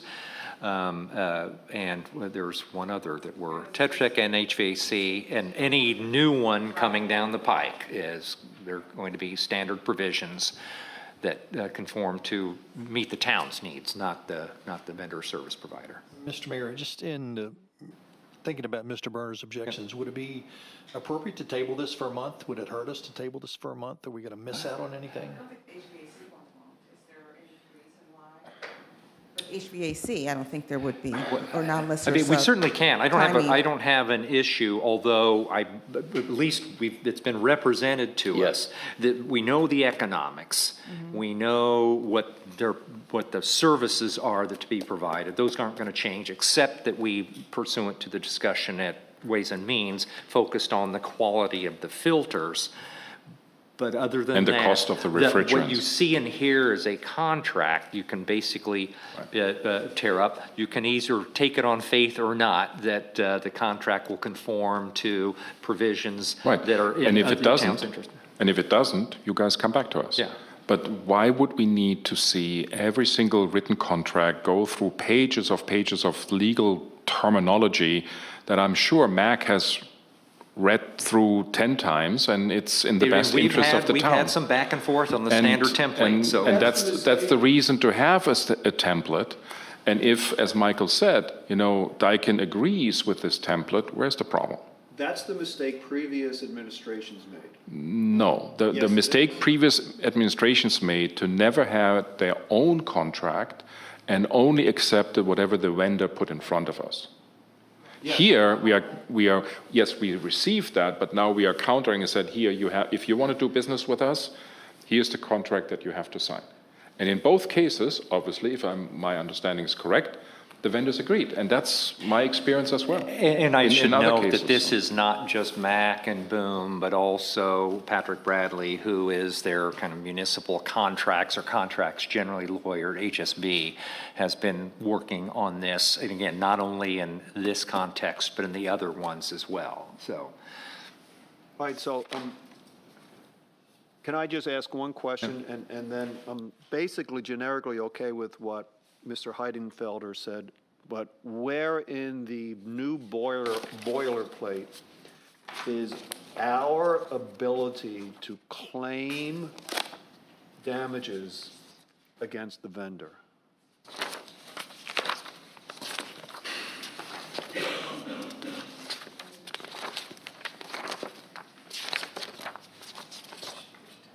Which?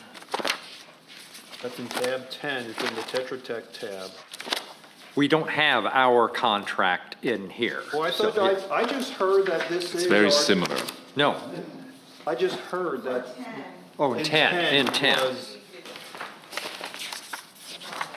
Okay, so where in this draft boilerplate, I'll call it, is our ability to claim damages against the vendor? There, I think one way, well, counsel answer that. Go ahead. About,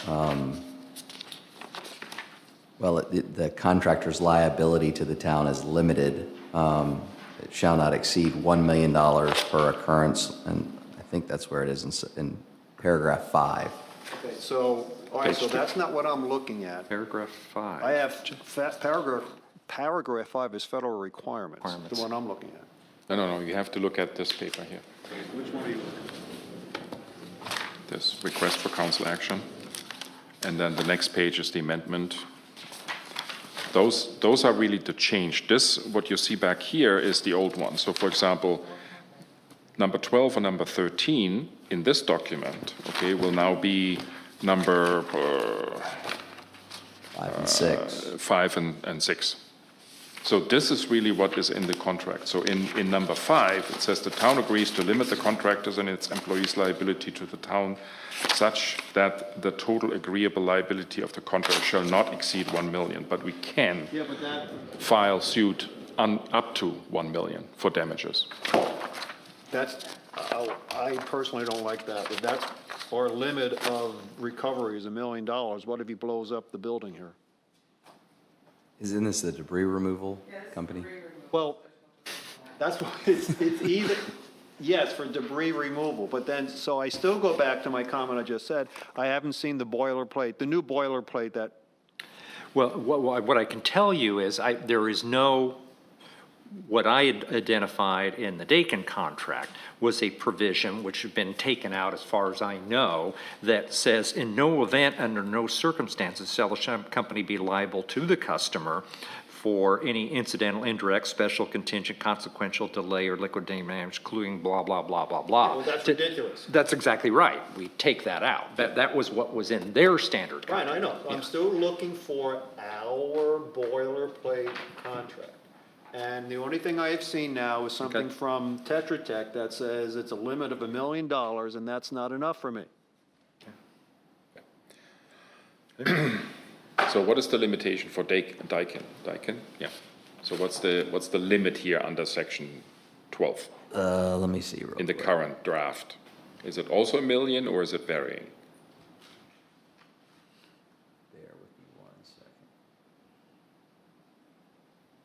Because in the case of Tetra, 1 million sounds to me for what they provide. Huge, right? But then for the Daikin, might need to be a little bit more than 1 million. And that was my I don't think understanding. there's any cap in the Daikin one. So this one was an extension of an existing contract, and we were modifying the terms to make them either more favorable to us or less, like, for example, if you look at paragraph 6, where it limited, the limited punitive damages, consequential damages that were one-sided in favor of Tetra Tech, we've now made that mutual in favor of both the town and the contractor.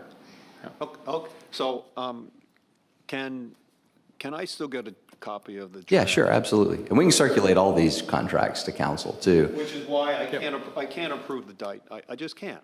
I mean, the rest of you guys can, but I'm going to vote against it. So that's up to you guys, how you want it. But I'm not going to approve Daikin. what you can do, Russ, you can file a motion, say we approve that we give the business to this company.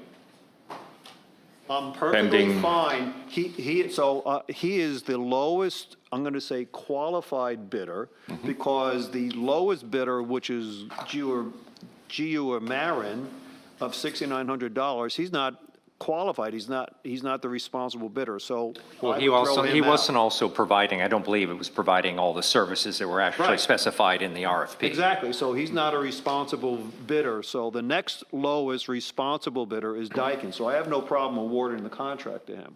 I have a problem with what the contract is at this point. Yeah, that's fine. Mr. Mayor, come back to my question. Is there any problem delaying this a month till we satisfy Mr. Burner's questions? I don't know where we are with our maintenance agreement. Yeah, I don't know either. And also, where are we with the? There would be a gap, so we would be due for service by August. We should be cutting it pretty tight. So August what? Beginning of August.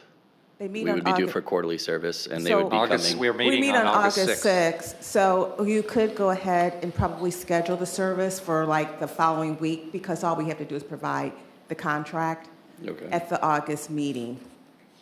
Or you guys can outvote me.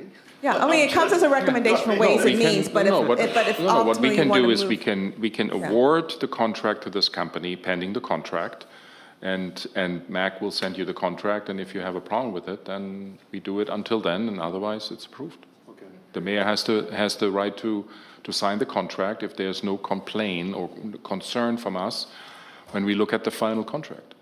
I guess that's And this true. way we can move forward.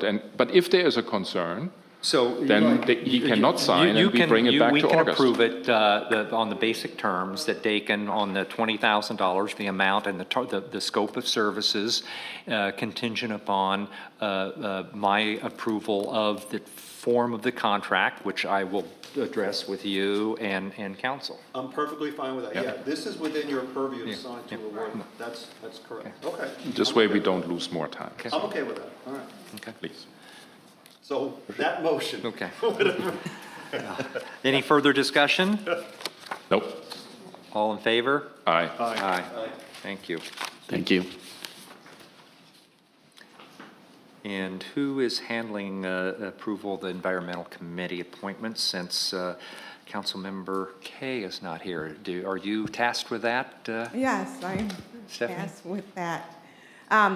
We've had we have some openings on the environmental committee, and we have pushed out requests for volunteers. And as you can see, they being, I believe, Councilmember Kay and probably Jim Jordan had talked with these individuals. And we know Linda Leffler, she's been very involved in Turtle Patrol. Her husband has been involved with our sea level rise report that was done several years ago. And they also like to recommend Cindy Perry. But both these ladies come highly recommended to serve on the environmental committee. We constantly still get a few people that are interested. We just don't have any openings right now. But I know Councilmember Kay had reached out to a few people to say if we have any openings that come up in the future, we'll definitely reach out to them. Motion to approve the appointments? So moved. Second. Any further discussion? All in favor? Aye. Aye. Aye. Very good.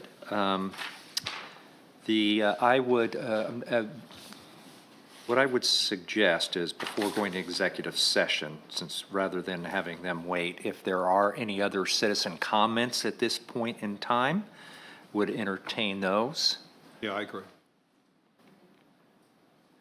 There are none. Then I would move that we go into executive session, as I previously noted earlier in the council meeting, to address receive legal advice with regard to our pending litigation involving Catherine Sam Spit and provisions of the ARDA. So moved. Second. All in favor? Aye. And for the public, we generally try to give them an estimate time. I don't think that I don't think this should be particularly lengthy. I would like to think 20 minutes or so.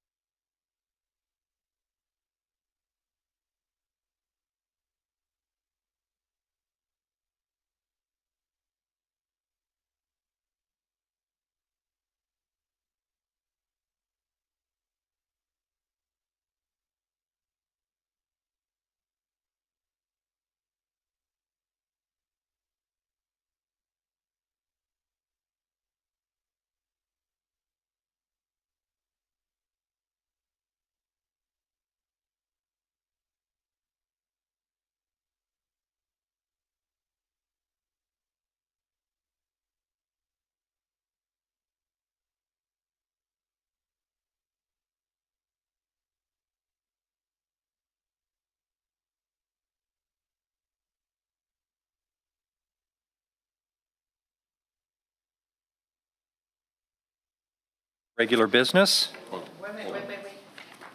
not live yet. Motion to exit executive session, return to regular business? Second. All in favor? Aye. As discussed before going into the executive session, the purpose of the executive session was to receive legal advice with regard to pending litigation involving Captain Sam Spit. We did receive such legal advice, and no decisions were made, no votes were taken. May I have a motion for adjournment? We are adjourned.